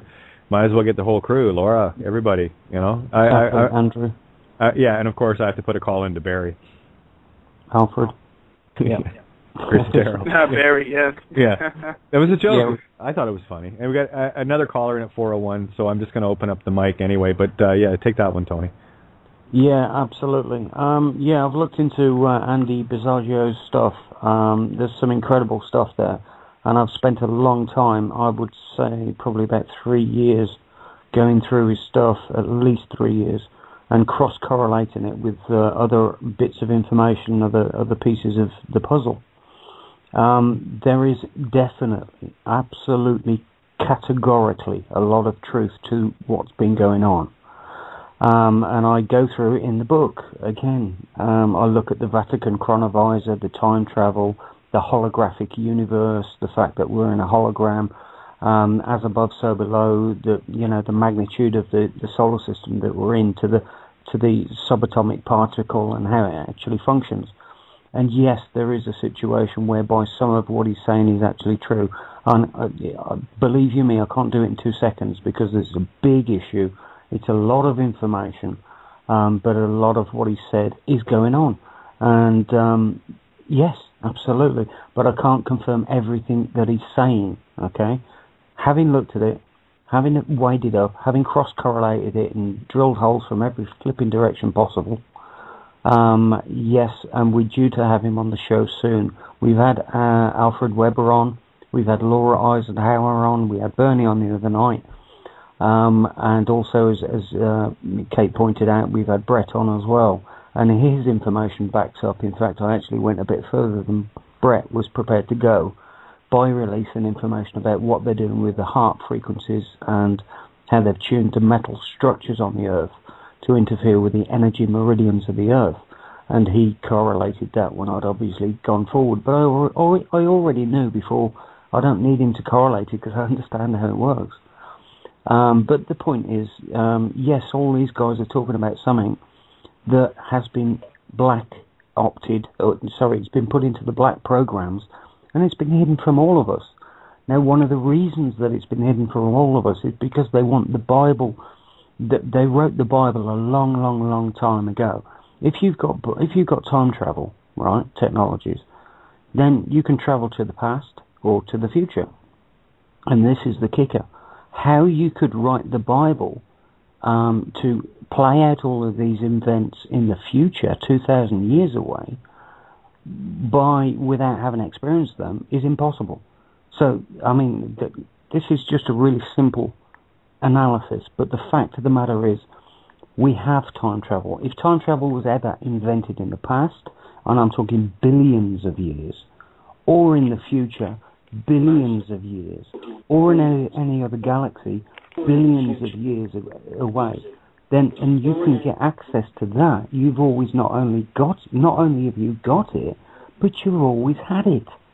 So in order to create a situation in the future where you and your friends, as in the New World Order, can confuse the shit out of billions of people, send them off down a road where they're going to beat the crap out of each other because I'm Christian and I'm Muslim and I'm an Iraqi and I'm this and I'm that, create havoc all over the planet, and ultimately walk away laughing with the goods. In other words, the entire population microchipped. That's the scenario in a nutshell. I'm sorry, but that's the scenario in a nutshell that we're dealing with here. You know, we're talking people's names like Yitzhak Rabin encoded within the Bible code. 9/11's encoded. 7/7's encoded. People's names are encoded in the Bible code. How they were assassinated, the birth dates, the death dates. Look up the Bible code. I mean, this is an incredible picture. But this is why they've created it, to make it utterly, completely beyond believable. Because you couldn't get this stuff if you saw it on a movie. And that's the point. So if you understand the time travel aspect, the holographic universe aspect, the fundamental sciences and physics, which have all been covered up, because they've told us we're in a Newtonian universe, we're not. We're in a holographic universe. We're in a harmonics universe.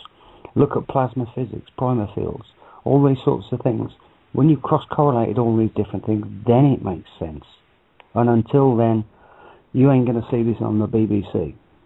End of. There you go. Go ahead, Jeremiah. Well, I was going to say... If I could just expand on that, absolutely, Tony. That's absolutely beautiful. And another thing that you mentioned, and you mentioned the holographic universe that we're in. Well, basically, what happened was during this program, I believe that they were in a chair, Montauk chair, or whatever, some kind of device, and it dissociated their consciousness. So they left their body and they went into some other outer reaches of some dimensional realm. But as they went past it, they saw this like massive electronic device.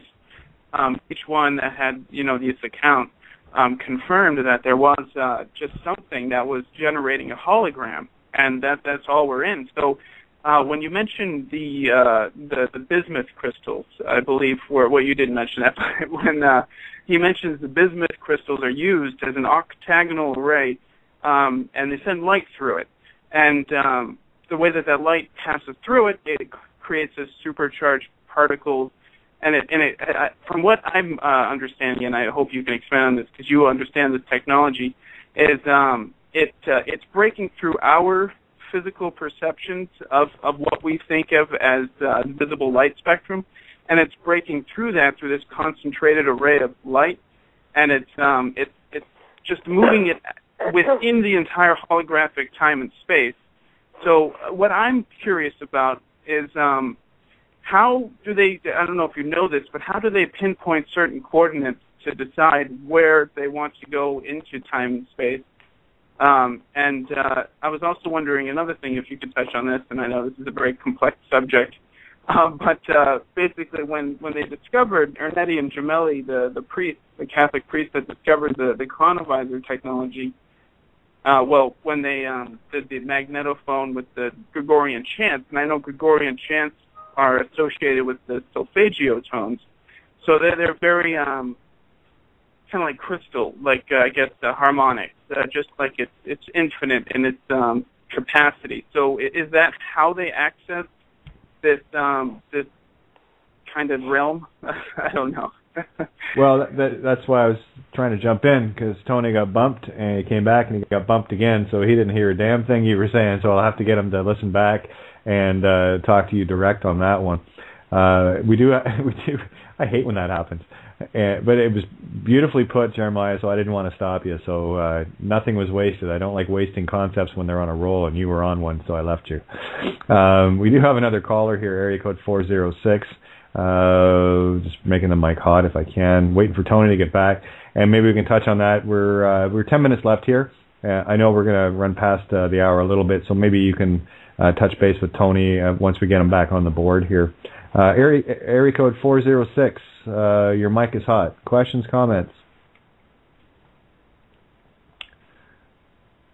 Questions, comments. Area code 406. 406 or 401? 401. You've been open for a while. How are you doing? Good, and you? Yeah, I know who this is. I knew as soon as I said Rhode Island, that might inspire. Oh, God, don't say that. I know. Might inspire some people to call in. So. Oh, good. I had quite the incident this week. I'm advocating for a woman, and the colonel's son, Trooper O'Donnell here, gave her a hell ride doing 80 miles an hour. I was trying to follow him to the police barracks. They arrested her, and by the time I got there, her eyes were like big as $50, and her wrists were bruised, and they transported her to the police barracks. And by the time I got there, obviously, she was like so terrorized and so traumatized, and it was over a misdemeanor. They booked her in another town.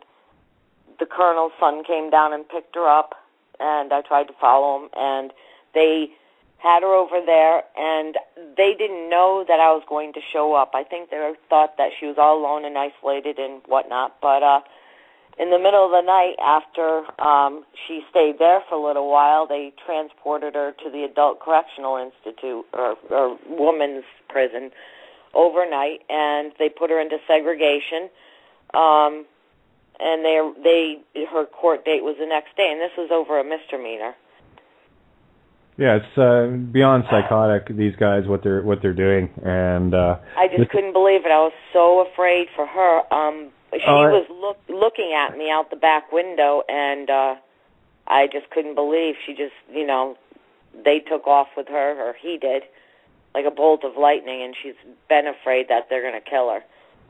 Yeah, well, again, it's gone beyond believing. This is daily incidences that are occurring with these guys, and it really, in the mirror, it is purely desperation on the dark principalities aspect of trying to maintain that fear, control, and this is the level they get to. And there is a breaking point where we're at it, and people are going to have to make the choice between love and hate. It's not fear. No.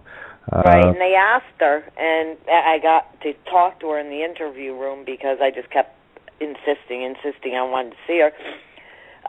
She said to me, they asked me if I was sovereign.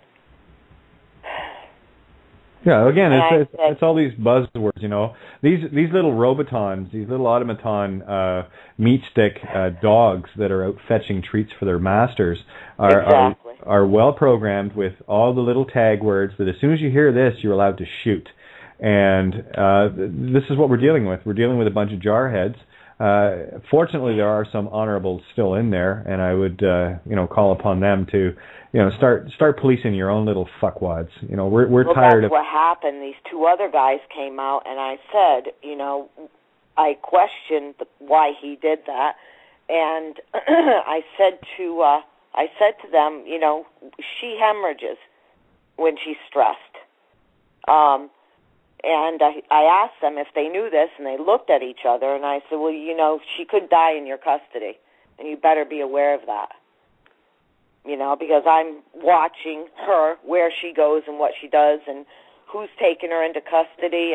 But there was another incident prior to that. And then she said that they told her they had to get her to the ACI. I don't know why, because it was a misdemeanor, But in the middle of the night, they transported her.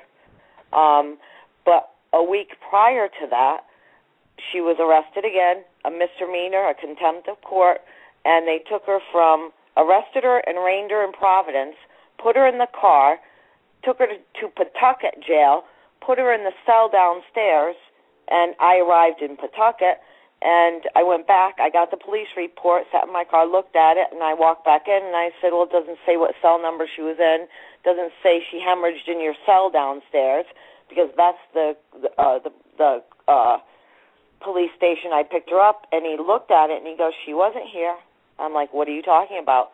And it questioned me, because I started looking out the window, I said, no, it was here. I picked her up here. Yeah, again, they're well trained in lying and what have you. This is one of the reasons why, these statutes and acts and all the rest of legislation that people somehow think matters to them. It doesn't. It's all illusion, and it's time for the people to stand peaceably and just enough. And right, and if I didn't put it together, and if I wasn't there, they would have had her all alone. But I kept showing up, and it was like surprise. And even when she was arraigned, they told her it was a $5,000 bail at the prison. She got to court the next day. The judge was staring straight. I was sitting in court, and she got off with nothing. Nothing. Yeah, again, not even a case number. Yeah, well, I think you need to be having a little chat with Tammy, and I'm sure I've got you hooked up with Tammy already. Yeah. Yeah. Okay, you need to spend some time with Tammy, and there's a few things that you need to do because the victory this this week has been that the funds are now not there for a lot of things. There's a lot of big stuff going on right now, and one of them was specifically in Rhode Island, where these crimes are coming into view, and really.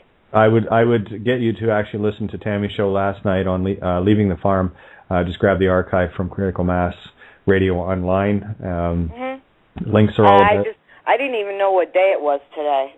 Yeah. I've just been trying to keep up with these characters doing this to her.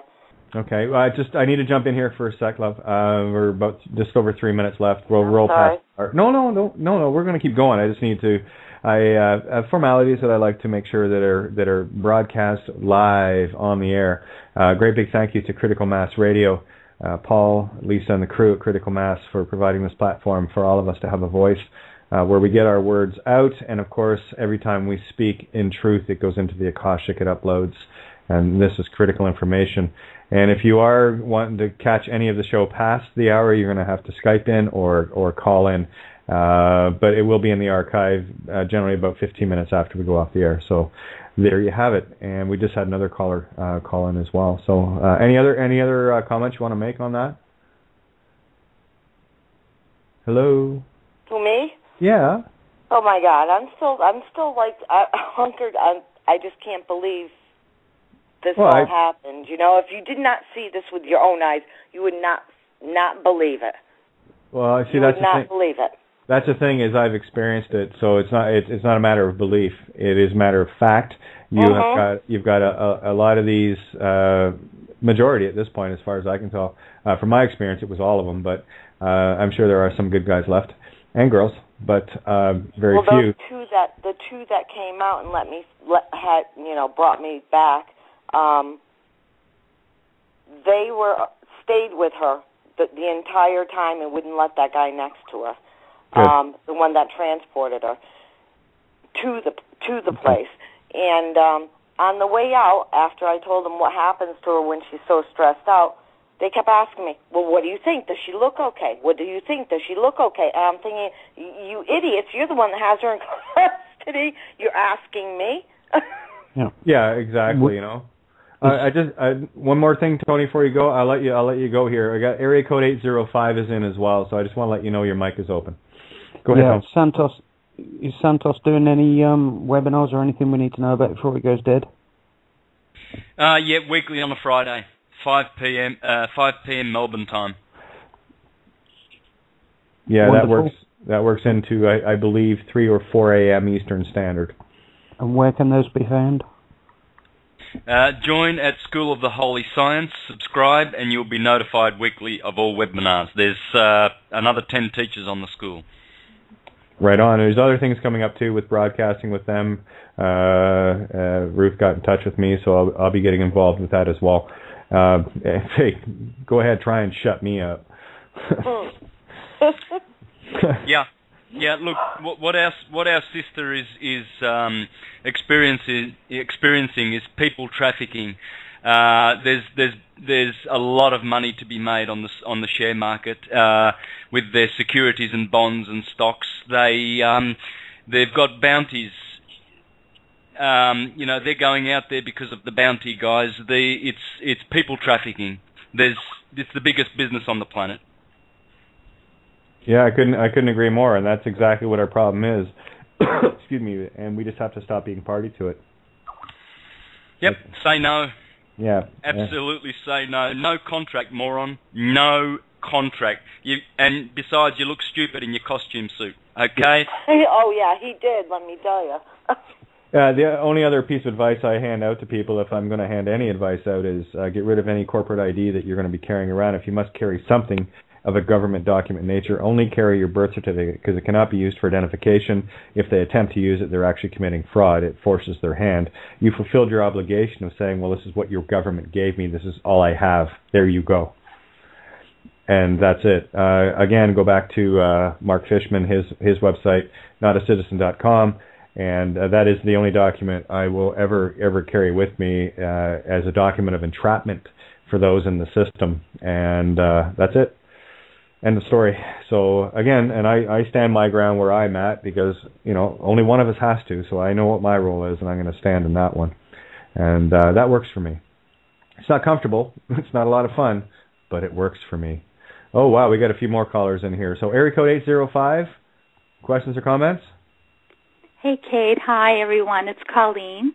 Hey Colleen, how are you? I'm very well. I didn't realize we were at the end. Oh, good. No worries. So we're rolling into we're in the recording part of it now. We generally get about up to a half hour. So.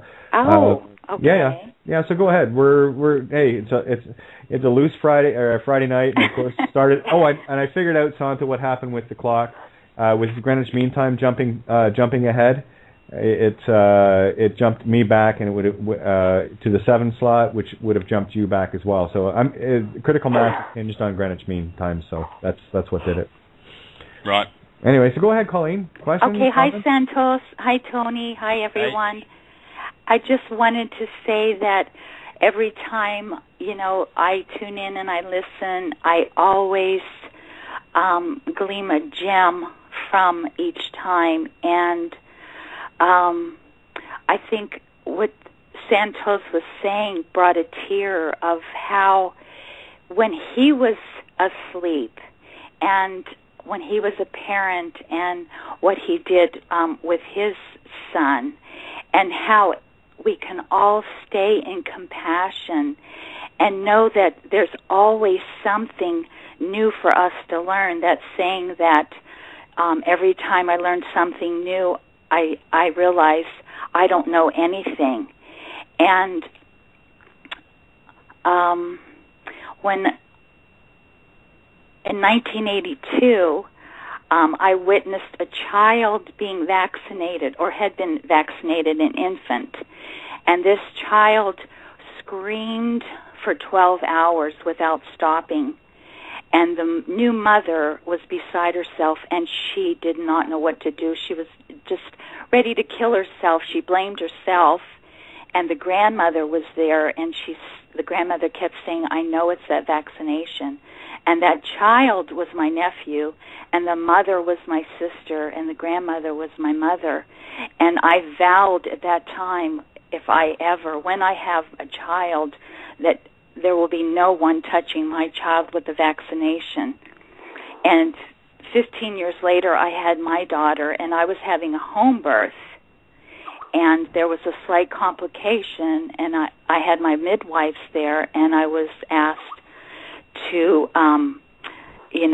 go to the hospital, just in case something would happen. And so I ended up in the hospital, but I was with a doctor who was really an advocate for women that wanted to have a natural birth with midwives. So anyway, I said no one was going to touch my child. And I really feel for Jenna, and I really would like for her to really keep compassion for herself, because I learned from witnessing my nephew, and she learns from other people and their experiences. And then from that point on, after we wake up and we know, then we have to be the advocates out there. And I have been studying with people like Michael Tessarian and Jordan Maxwell and David Icke and many, many other teachers and gurus for 25 years. And what I have found, my greatest teacher is Gaia herself, going back to nature and really connecting with how nature works. And then we can be empowered. I'm sorry, I'm about ready to cry. But I have so many things going through my head right now. But just being open and compassionate, that we learn something new every day.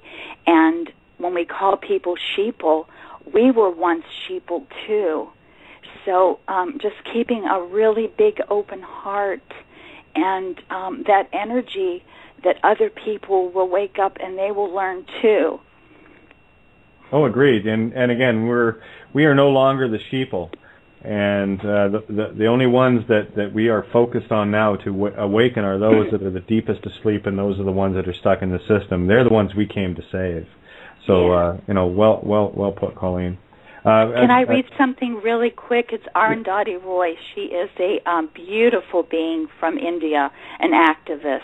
Go ahead, absolutely. I got a couple more calls, but we got some time here, so I'm just letting that's to let the others know that I'm not going to miss them. I just want go ahead. Okay, it's what's going on here with all of you guys and all of us. And her quote is, "Our strategy should be not only to comfort or to confront empire, but to lay siege to it, to deprive it of oxygen, to shame it, to mock it, with our art, our music, our literature, our stubbornness, our joy, our brilliance, our sheer relentlessness, and our ability to tell our own stories, stories that are different from the ones we're being brainwashed to believe. The corporate revolution will collapse if we refuse to buy what they are selling, their ideas, their version of history, their wars, their weapons, their notion of inevitability.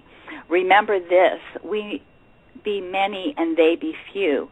They need us more than we need them. Another world is not only possible, she is on her way. on a quiet day, I can hear her breathing. It's beautiful, and that's exactly what we need to adopt. You know. Can we get a copy of that? Who was that? Sorry. That's beautiful. I just want to read that. I know. Every day. Cry. Yes, it's Arundhati Roy. Her name is spelled Arundhati, and Roy, Roy. She's from India. And how do we get that quote? What's the name of that? How do we get that? What you just read? If you look up on even just like Facebook and you put her name in, and there'll be a lot of different sites. You just put on Arundhati Roy quote, and it'll come up. Yeah, okay. Awesome, that was beautiful. So I'm just going to quickly go up the list here. And hey, Cindy, how are you? Hey, how are you? Cindy, I'm doing wonderful, Colleen. That was just beautiful. I've been listening, enjoying the whole show, and having a lot of fun in the chat rooms. It's been a very inspiring show, and I just wanted to say I love you guys. Good to hear your voice, Cindy. Good to hear you too. Colleen lives just a couple miles away from you guys. Oh, nice. And she is just an amazing being. Colleen, can you email that to me or send it to me on Yes, I would love so to.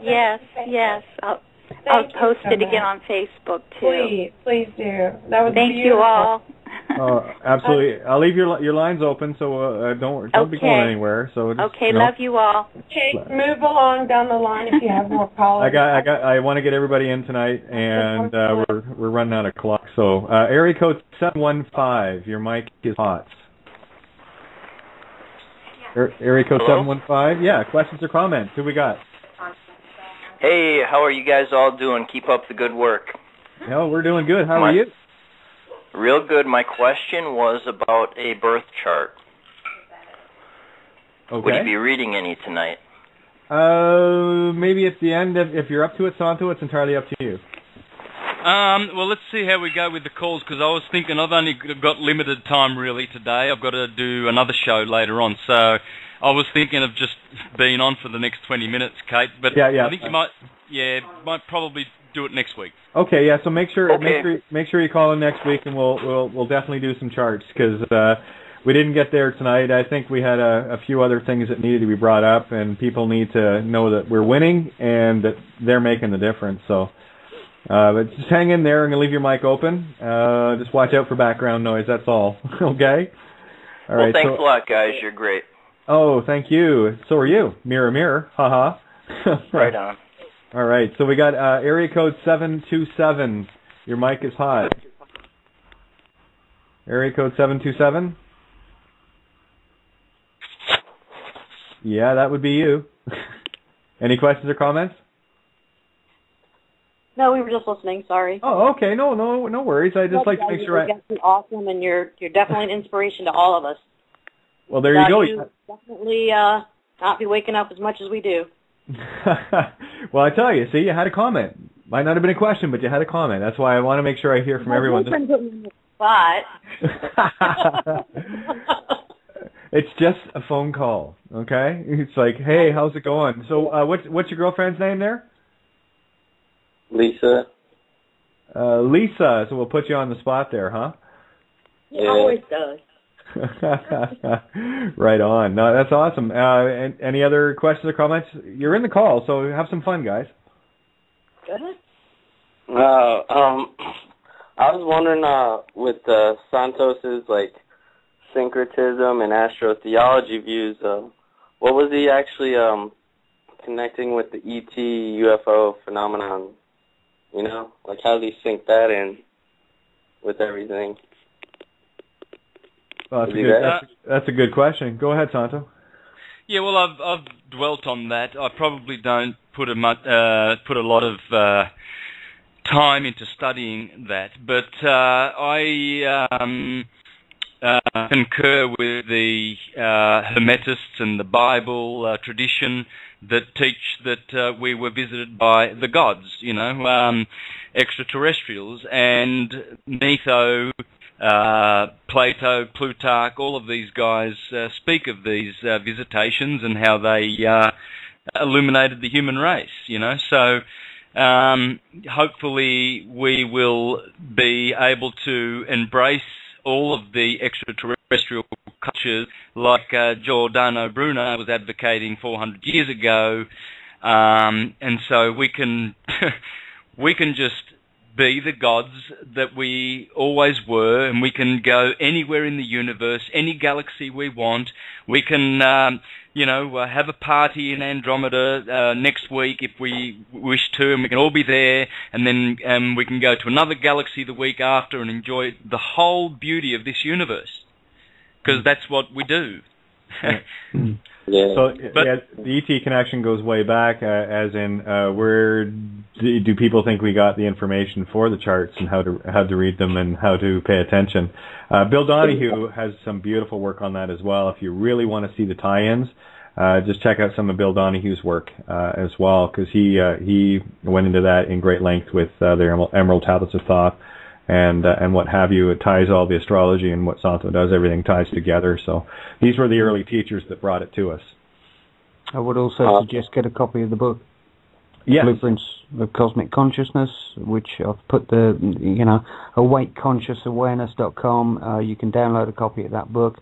It blows wide open the UFO and the hidden technology information, and it ties it into a lot of the other things that are going on. If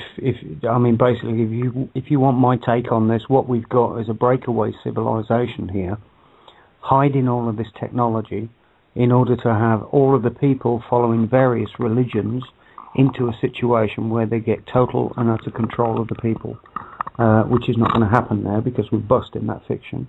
Exactly. But that was the intention. Breakaway civilization. They've got the technology, and they want everybody to follow religion straight into the trap, and it's not happening. Tony, I was going to ask Jeremiah. You're still on the call, right? Yes, I am here. Okay, Tony's here. Did you want to maybe go back over the question that you asked him earlier when he got bumped off the air? Yeah, absolutely. Because it ties into this. Oh, beautiful! It sure does with the technology. First thing, Jesus Christ, right? Well, the priests Ernetti and Gemelli, they discovered that this kind of like a time travel capability through using the magnetophone, I believe, or some wire recorder, and by doing that, they were using Kelontic ketones. What is it? Kelontic ketones frequencies. Interesting. Okay, because I know that they used they were listening to Gregorian chants, and they were splitting it up for whatever reason. And I was wondering why they felt the need to do that. Like, did they feel like something would come about it? Because I know that Gregorian chants, I don't know if they're based off the solfeggio tones as well, or vice versa.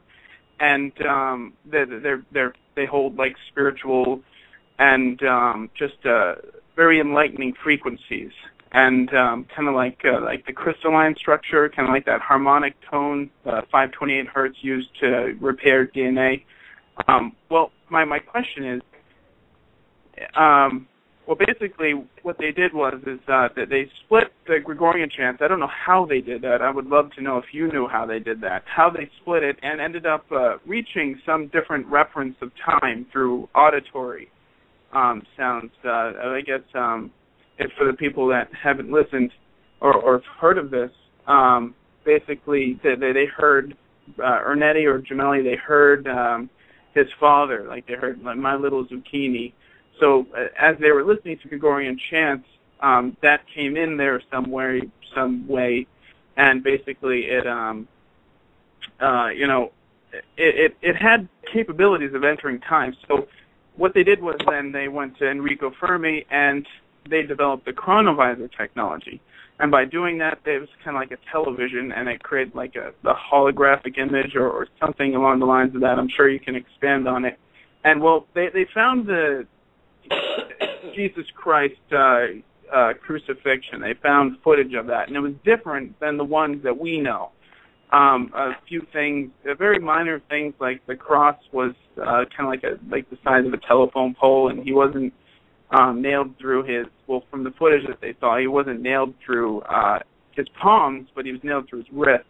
Yes. And there were just various differences. So, and this is a huge question I have, and I'm sure you can expand on this as well. But basically, they use bismuth crystals to send this light through, and it's in an octagonal array. How is that done? If you could expand on this technology, I would love to hear it. I think we're going to go out of Africa here for a sec. Go ahead, Tony. Well, it's taken a long time to sort of like get the pieces of this information together. I'm so glad that you actually pointed out he was actually put up on a pole. It was never a cross. This is the point. This is part of this is part of the information that comes in with Santos, because Santos talks about the crossing and the sine wave, etc. The whole story of Jesus has been twisted in so many different ways. It's incredible. But I am aware of the information that you're talking about to an extent. However, you've gone a little bit further into some of the research than I've gone to as far as the bismuth crystals. I don't know anything about bismuth crystals and what that's done, but I have looked at the colontic ketones, which was the basis for the chronovisor. And it's the Vatican chronovisor that's been hidden, which is the time looking glass technology that's been hidden away in the Vatican for I don't know how long. Again, you'll find more information written in the book, because when I was studying that area, I went deeper into that particular area. But as we said earlier on in the show tonight, it's all to do with harmonics. We're in a harmonic frequency, and it's a harmonic universe, and it's a harmonic interdimensional universe. There are different dimensions of subatomic, as above, so below.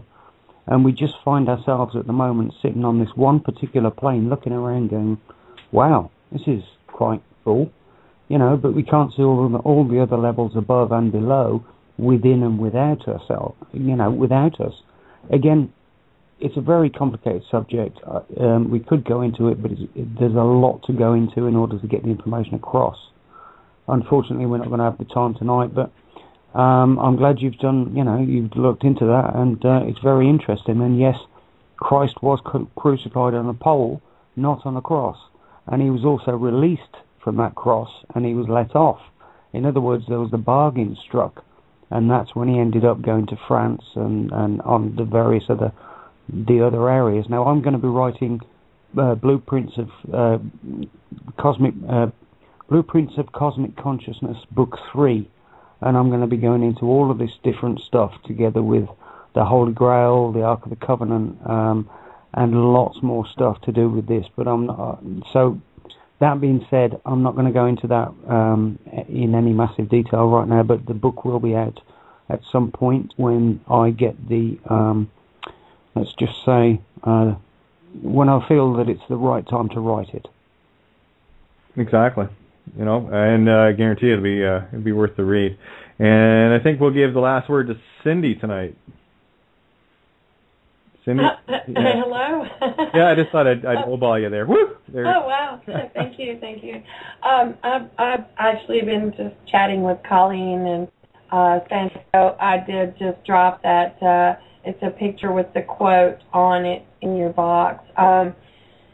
This has been an amazing show, and I love all of you. This show fired up a lot of people, and it really wasn't.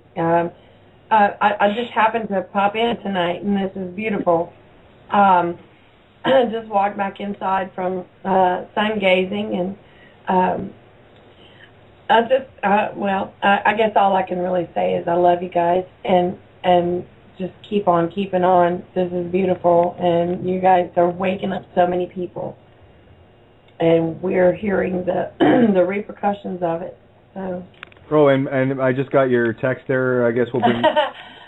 Sorry. Yeah, Mary was trying to call in. Okay. Let me just grab her Skype and I'll pull her into our call. Yeah. Oh, come on, Mary. Where are you? There she is. Just text her and let her know I'm going to bring her in. Oh. I'm multitasking here, bad enough, right? So here we go. And I guess we'll let we'll let Mary have the last call, and hopefully she's there. So much for the last word, Cindy. I tried. Oh, it's okay. Quite all right. Okay, so hopefully Mary will answer the phone here. Well, she just messaged me, so she should still be online. Oh, she's showing on. Absolutely. It depends on whether or not the kids got a hold of the speakers or not. Right. Yeah, we know what goes on over there. It's so funny. It's so funny when she talks about... I hear a dog barking. That's Mary. Just mine.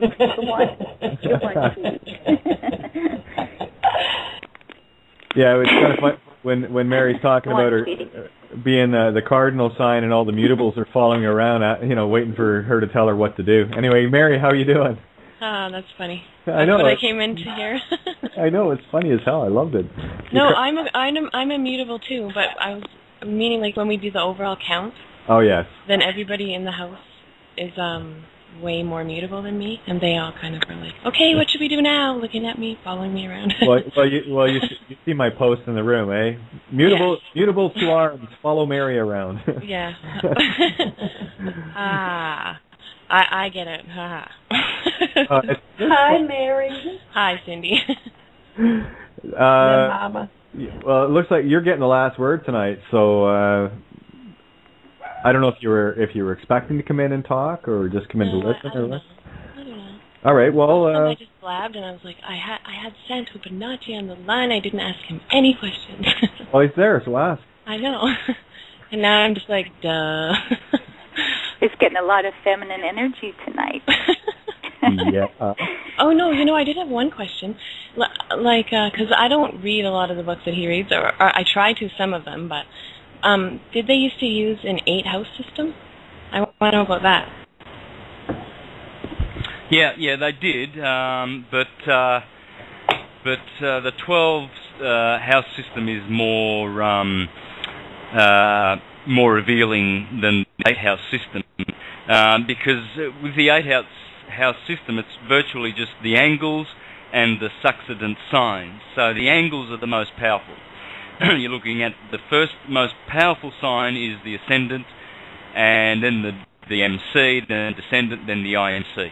They take up, that's 50% of the power of your chart, and that has to do with the present, the now, whereas the succedent signs have to do with the future, and then the mutable signs have to do with the past, and they turn out to be cadent signs. Cadent because they have so little influence on the chart. You mean the house, right? The first house. And Yeah. And the fourth and the seventh and the 10th. Exactly. Those ones there, those are the angles. The first, the fourth, the 7th, and the 10th. You wish that all your planets were in them. You want all your planets in them. You don't want them in the succedent or the cadent house. But the succedent houses were not in the chart, and the best of those would be the 11th and the 5th, because they're fortunate houses, whereas the 2nd and the 8th have negativity associated with them. But yeah, the 8th system just dealt with those the powerful signs, really. I get it. Like it was in the middle of Taurus there, but yeah, this does make more sense to me. Interesting. Listen, Santos, I have a question. Fire away. Cool. We were listening to Janice Basello the other day, and she's got an amazing story. I don't know if you know it or not. But, yes, I've heard her. She's great. Yeah, absolutely. The blinding stuff. One of the things that she was saying is she remembers being an egg in the womb pre-fertilization and having to choose from all of these sperm suitors which one she was going to accept. Now she'll go into a lot more detail on it tonight than I could possibly imagine to.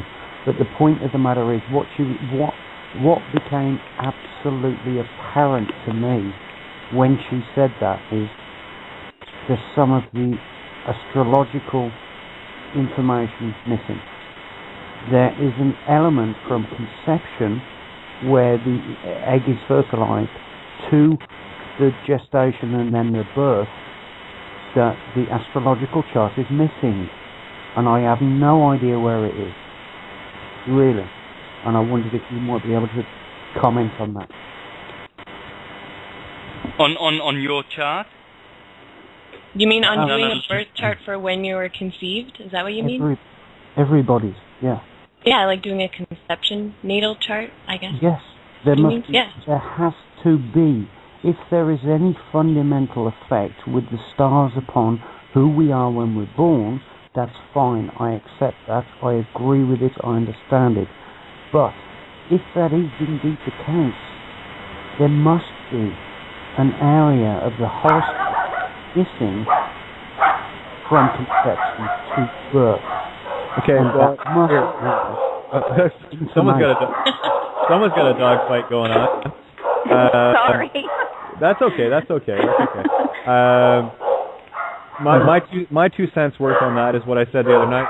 I'll stand to it because my memory of birth, I was there, was from an exterior viewpoint as the body was being born. That's when I grabbed it. Not for me. That's me. You know, I don't know if anyone else has that reality or not, but okay. I was going to say something that I thought of. When your natal chart is drawn, it takes into account when you were conceived. That's why, like Santo goes over, you need to take the cell salts for the months you weren't in your mother's womb. It's all kind of wrapped into that. When you come out, is wrapped into when you were made. Kind of. That's why I take the bioplasma. I take all 12 cell salts every day. Yeah, see that makes sense to me. But anyway, Santo, jump in. Yeah, you can work out when you're conceived. I've worked out when I was conceived on July 7th.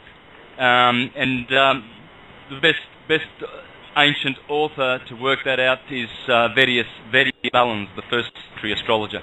Yeah, I might do a show on that. I mean, I might do a webinar on that, so we can do that. Yeah, because that'd be handy. Can you repeat the name? Can you repeat the name of the person you just mentioned, because you cut out when you said that? Yeah, Vettius Valens. Vettius, Vettius Valens, one of the foremost astrologers of antiquity.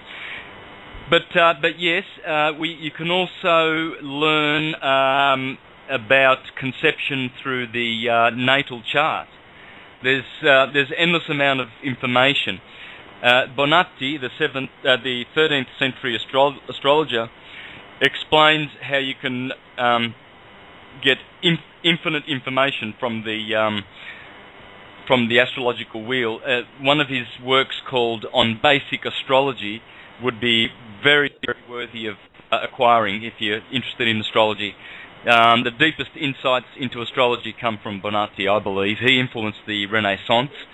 He's the true, heart and spirit behind it. It was purely an astrological movement. The Renaissance came from the understanding of astrology. The Moors were bringing it in from the east, and Bonacci loved the Moorish astrologers. You know, he was based all his work on their astrology, and so that's what the Renaissance was built on. Absolutely, thank you. That's beautiful. That is exactly the answer that I was hoping you'd have there, because I having not studied it, but I thought there was a relevance. There must be a relevance. Well, yeah, and indeed there is. Yeah, and I would see the relevance in the separation of church and state, being church being spirit and state being body, in that the creation of the body, although separate from the spirit, because we drop them. Sorry, you have it for a lifetime and then you get another one, right? So with me, I could see where they would factor all of that information in, because there is that 9-month gestation. And I believe with me it was, I worked it back to October 15th, so right in Libra, 2 days before my mom's birthday. So I kind of knew what was going on there. Nice. Yeah, same with my sister. We're 12 days apart, 2 years, right? 2 years less 12 days. So it was always around Mom's birthday, right? So. Santos, I have a question too, if I could.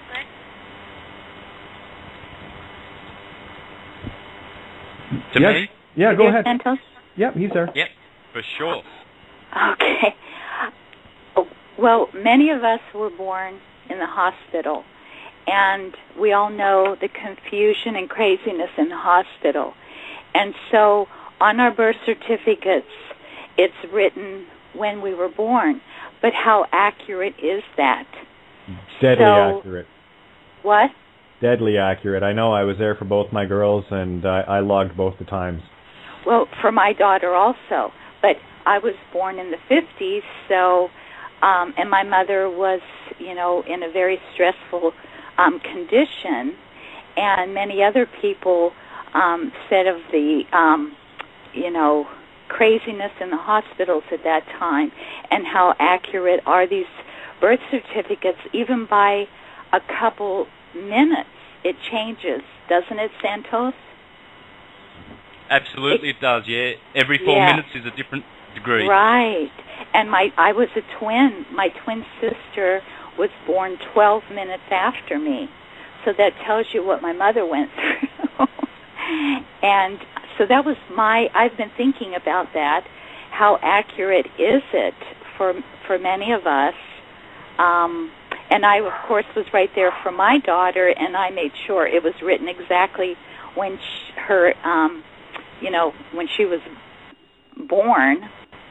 Yeah, when she crowned when she crowned, yes. Yeah. Uh-huh. So no, I see, and that's the thing too. That's the benefit of being awake to that level where you're actually paying attention. And I was born in a house and logged at 8:40 a.m. June 15th, 1964, and that was indelible. Right. So my mom made a very clear point of that, whether she was aware of it. But I know that she did follow her astrologicals to a certain degree, given the limited information we had back in the 60s, 70s, and 80s. Right? It's only now coming to the fore with people like Santo and Bill and so many others, and Mary. And so many of our mothers were drugged up. Yeah. And just the like I said, the craziness in the hospitals, but it's interesting then when you look at your chart, and so much of who you are is in that chart. Oh yeah, I mean it's in the heavens, Yeah.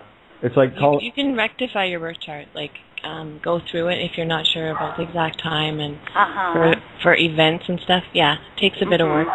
I'm trying to help a girl do that right now, so we'll see. Yeah, I'm working on it. I don't have a real strong energy about that it's incorrect, but that has come to me questioning that. So I just read whatever online that about is, some countries and some hospitals are just, like the staff, it all comes down to them, really. Right. Some of them, I just read the other day that some of them round off to the 15, so... A lot of, I know they tried to do that with my daughter, and I was like, no, I was watching the clock. Sorry, guys. Right. Yes. Yeah.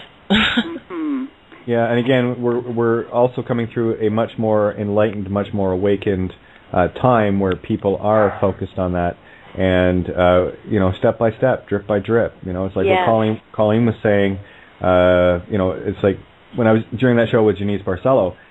I saw all the blessings that I got being born in the house, left intact, all the rest of it, and then I also got to see the other side of it, having cut both my daughter's umbilical cords. So it again, it's you measure the curse and the blessing, and you take the perspective of it, and we know now things that we can do to help the rest of our family around us, the rest of the 7 billion people here, and the ones coming in and the ones leaving. That's why I was saying about the compassion, because I was awake and aware about my daughter will be 18, and I was awake and aware about the umbilical cord, not to cut it too soon. But I learned that from the midwives. Yeah. And then I've had 18 years of being a pioneer of not vaccinating her and having to go through the whole, having to sign the papers and people looking at you, other parents and mothers looking at you like you're crazy when she was younger because I'm not vaccinating her, so we learn. I guess it's all in the timing when we learn things, but it feels like it's all speeded up now, and there's really no excuse not to know, I think. Yeah, that's probably the most true statement you can say. There is no excuse. Ignorance of the law, and of course, the law I speak of is universal law. The ones that are creation itself is not a defense from it. And what we're doing now is coming into that awareness, that realization, and we have the tools now. We have the holy science. We have the information. We have the exposure of those that are trying to dumb us down, and we're waking up the rest of our family here. And that's the biggest job that we have to do, is to wake up the sleepy, Deputy Donuts and the rest of those entities that are running amok. I go right back to what Santo was saying with Thomas Burgoyne, that what we have in a lot of cases are animals that have adopted into a human body and still have the predator-prey without any sense of compassion. We're getting there. We're like, you think back 2-3 years ago what we were dealing with, and what are we dealing with now? Things are getting exposed to such a level that you can't see anything but hope. It's the fear has been turned into something less tangible, and we're in that moving solution direction, right? That's where we're actually going towards. And if you heard our shows even late last year, talking about the sheeple, and I'm as guilty as the next one about it. Learning that compassion aspect, if you keep convincing people they're sheeple, that's what they will be, so they're not. Right. And we do have the most awakened, enlightened listeners on the planet. That I know. And we all know from our experience that you can learn something in a flash. Someone says something, one word, and it turns on the light bulb, and that person is never the same. But when we name call and we use sheeple, and then they don't even want to hear, is what it comes to me anyway. Victims. Yeah, it creates a victim mentality.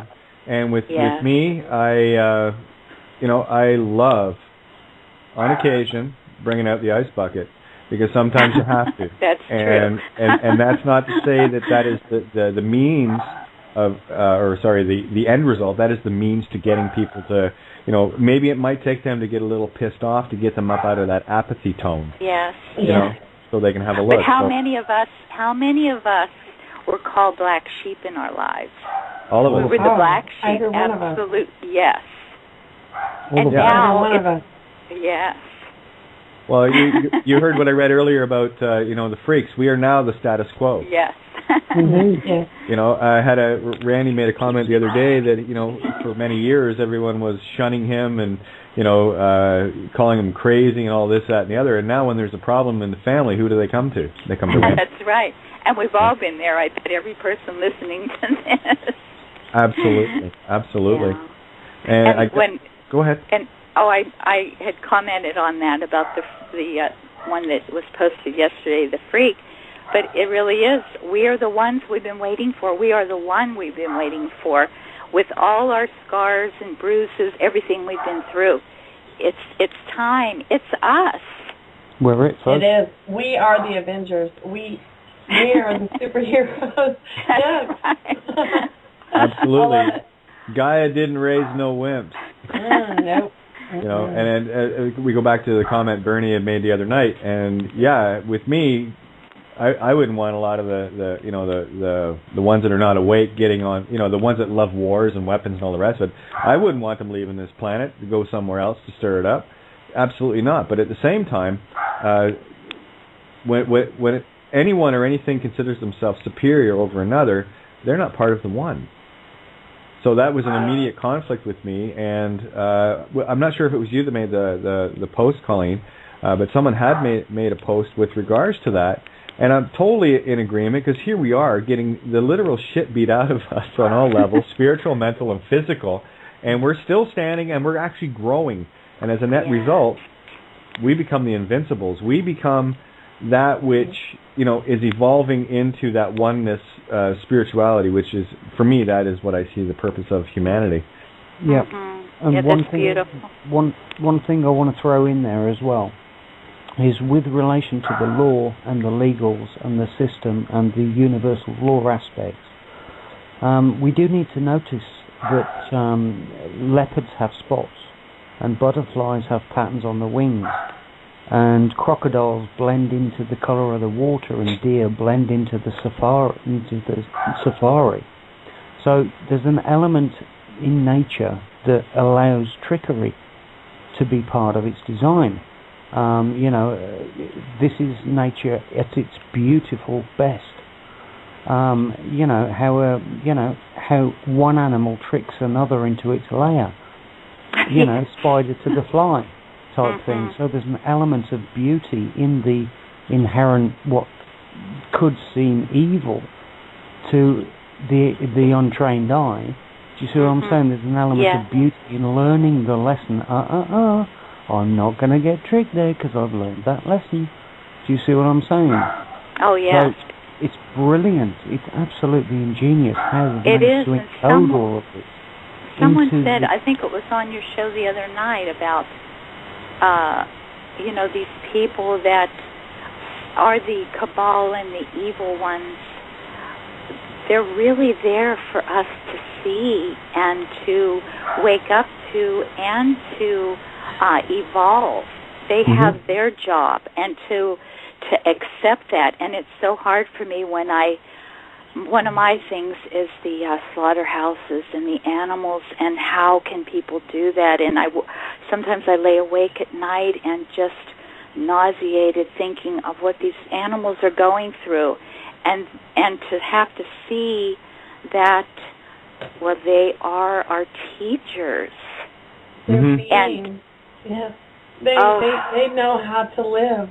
They know how to live more than any other being on this planet knows how to live as an animal, and they live functional lives until we interfere. And I just, oh gosh, I've long been a trainer of horses and dogs, and I grew up around animals. My mother was the executive director of the Humane Society in Greensboro, North Carolina, and I've seen more torture than I care to, and I just, gosh. Can you come train my dog? I can. I sure can. You're so close to me, and I help the I've helped many families off the base where I live. Just help the families learn their animals better, and with kids and everything. So that is a common thing for me. And I don't even charge. I just teach people. Try to teach people animal behavior, and it all comes down to our behavior as well. Of course, I treat all my animals like they are human, are just like me. I speak to my dog just like I speak to my niece, and I did the same with my horses. Well, when you talked about Gaia, Kate, and I had mentioned Gaia, she really is my number one guru, my teacher. And yesterday, my daughter's 18, and she's gone off to school, and she has a job. And yesterday, there was a bird that was caught in the flower bush, and my cat was kind of crawling, looking at it, and I told him to stay away from the bird.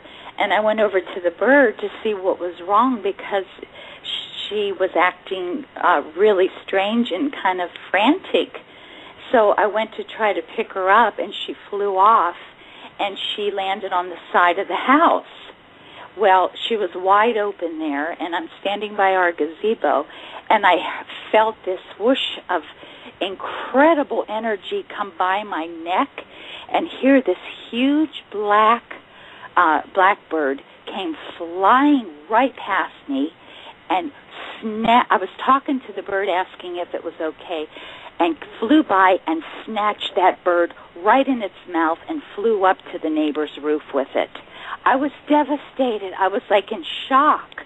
It was so violent, and I couldn't believe it. And I thought, oh my God, I intervened in nature. This bird was probably protecting itself and knew that this crow was around, and I went to try to save it from the cat and then put it in a vulnerable position, and the crow came and snuffed out its life. Well, either way, nature, you know. Nature takes care of its own, and you know, there's your dichotomy: cat or crow. So, you know, when that creature's time is up, I mean, that's part of the design, right? So it's all part of the holograph. Such a lesson for me. Just for reference on that, I've had actual birds walking out in front of the car, and one particular time I had a pigeon walked out into the middle of the road in front of the car. Sorry, it wasn't a pigeon, it was a pheasant. And thinking back on it, when I look at the situation, the pheasant was actually limping. It looks like it had been hit by a car, and it walked right into the path of the car, and I swerved around it to try and avoid it. And what I actually should have actually done, the situation presented itself where it wanted to go. It wanted to be finished off. So it works in both ways. Yeah. You know, it depends on whether or not you're looking or whether or not you're listening, or, you know, it's like that pheasant could have been praying, right, that's it, right. I've had enough, I want to finish it, I'm going to walk out in front of the car, and I avoided it and kept that pheasant suffering. So it works on different levels. It's weird. Yes. Very, very, very weird in different levels, because what you both are talking about, I have my nickname is Songbird, and I have a unique relationship with the birds. It's really strange. Where I live, I'm just a few blocks from the beach, and the birds here, from the hummingbirds to the crows to the blue jays to you name it, the seagulls, it seems like they follow me everywhere. I spend a lot of my free time just walking the beaches and cleaning them up. And they come to my window and called me outside a few months ago and led me to the beach where my father and I rescued a pelican who had dove in to catch some fish off the pier of our beach and got caught and tangled in fishing wire, somebody's fishing line, and my father and I pulled, I think 11 hooks out of his body and untangled him from all the fishing wire. He washed ashore when I went to go catch the sunset and the full moon rise right before Halloween. So I remember you posted that. Yeah. Just pay attention to the animals who come around you, because I believe they all have a message. All things for a reason. Everything. Anyway, I'm going to get Santo and Tony, maybe if they got some wrap-up comments, because we got people chomping at the bit for archive. I know. I forgot we're being recorded. Oh, yeah. Well, this is still the show. Told you, it's just a phone call. You know. So, Santo and Tony, if you guys have any wrap-up points and any other final comments, you guys that are listening in on the calls or whatever, feel free, and then we'll wrap this puppy up and get this information to everybody else. Just from my point. Yeah, just from my point of view, I was just going to say we're working on Sync's changed appearance, etc. We're doing what we can as fast as we can, and it's going to be good, guys. When this puppy gets really let loose, it's going to be awesome. But just bear with us, and God bless. Thanks for listening. Absolutely. And Santo, you're good to go. You got another show coming up, yes? Yeah. Okay. Well, listen, I'm going to let everybody rock and roll here. Thanks again to everyone tuned in tonight to Syncretism here on Critical Mass Radio Online. Thank you all so much. Tomorrow night will be, I guess, an outside-the-box sort of open forum. We do have a guest coming in, so hopefully you guys can tune in. We've changed the format from Where Eagles Soar to something a little less, yeah, anyway, we'll leave that. Something a whole lot more loving. Yes. No, the name might be. Yeah. You know, so again, it's and no harm, no foul. It is what it is, and it's all good, and we move on from here. And it's time to, you know, swim away from the ones we can't save, and swim for the ones we can. So, and the ones that want it, and that's the important thing. You came to save you. You are everything you've been waiting for. So much love to everybody. Thank you all so much for tuning in tonight, and for changing my world. Love you guys. Namaste. Thank you. Love you. Bye-bye. Take Good night. care. Bye. Good night. Thank you. Love you Good guys. night. Why do I feel like I'm on a Walton's episode? Good night, Jim Bag. Good night, Lawn Boy. Anyway. Oh boy. You know, just throw the curveballs. Anyway, much love to you guys. Take care. Kate, yeah. Epic show. Epic is good. Yeah. It can't be anything but when you got Tony and Santo hanging out. It's awesome. This was awesome. All right. Love to you guys, and we'll catch you tomorrow night. Take care. Good night.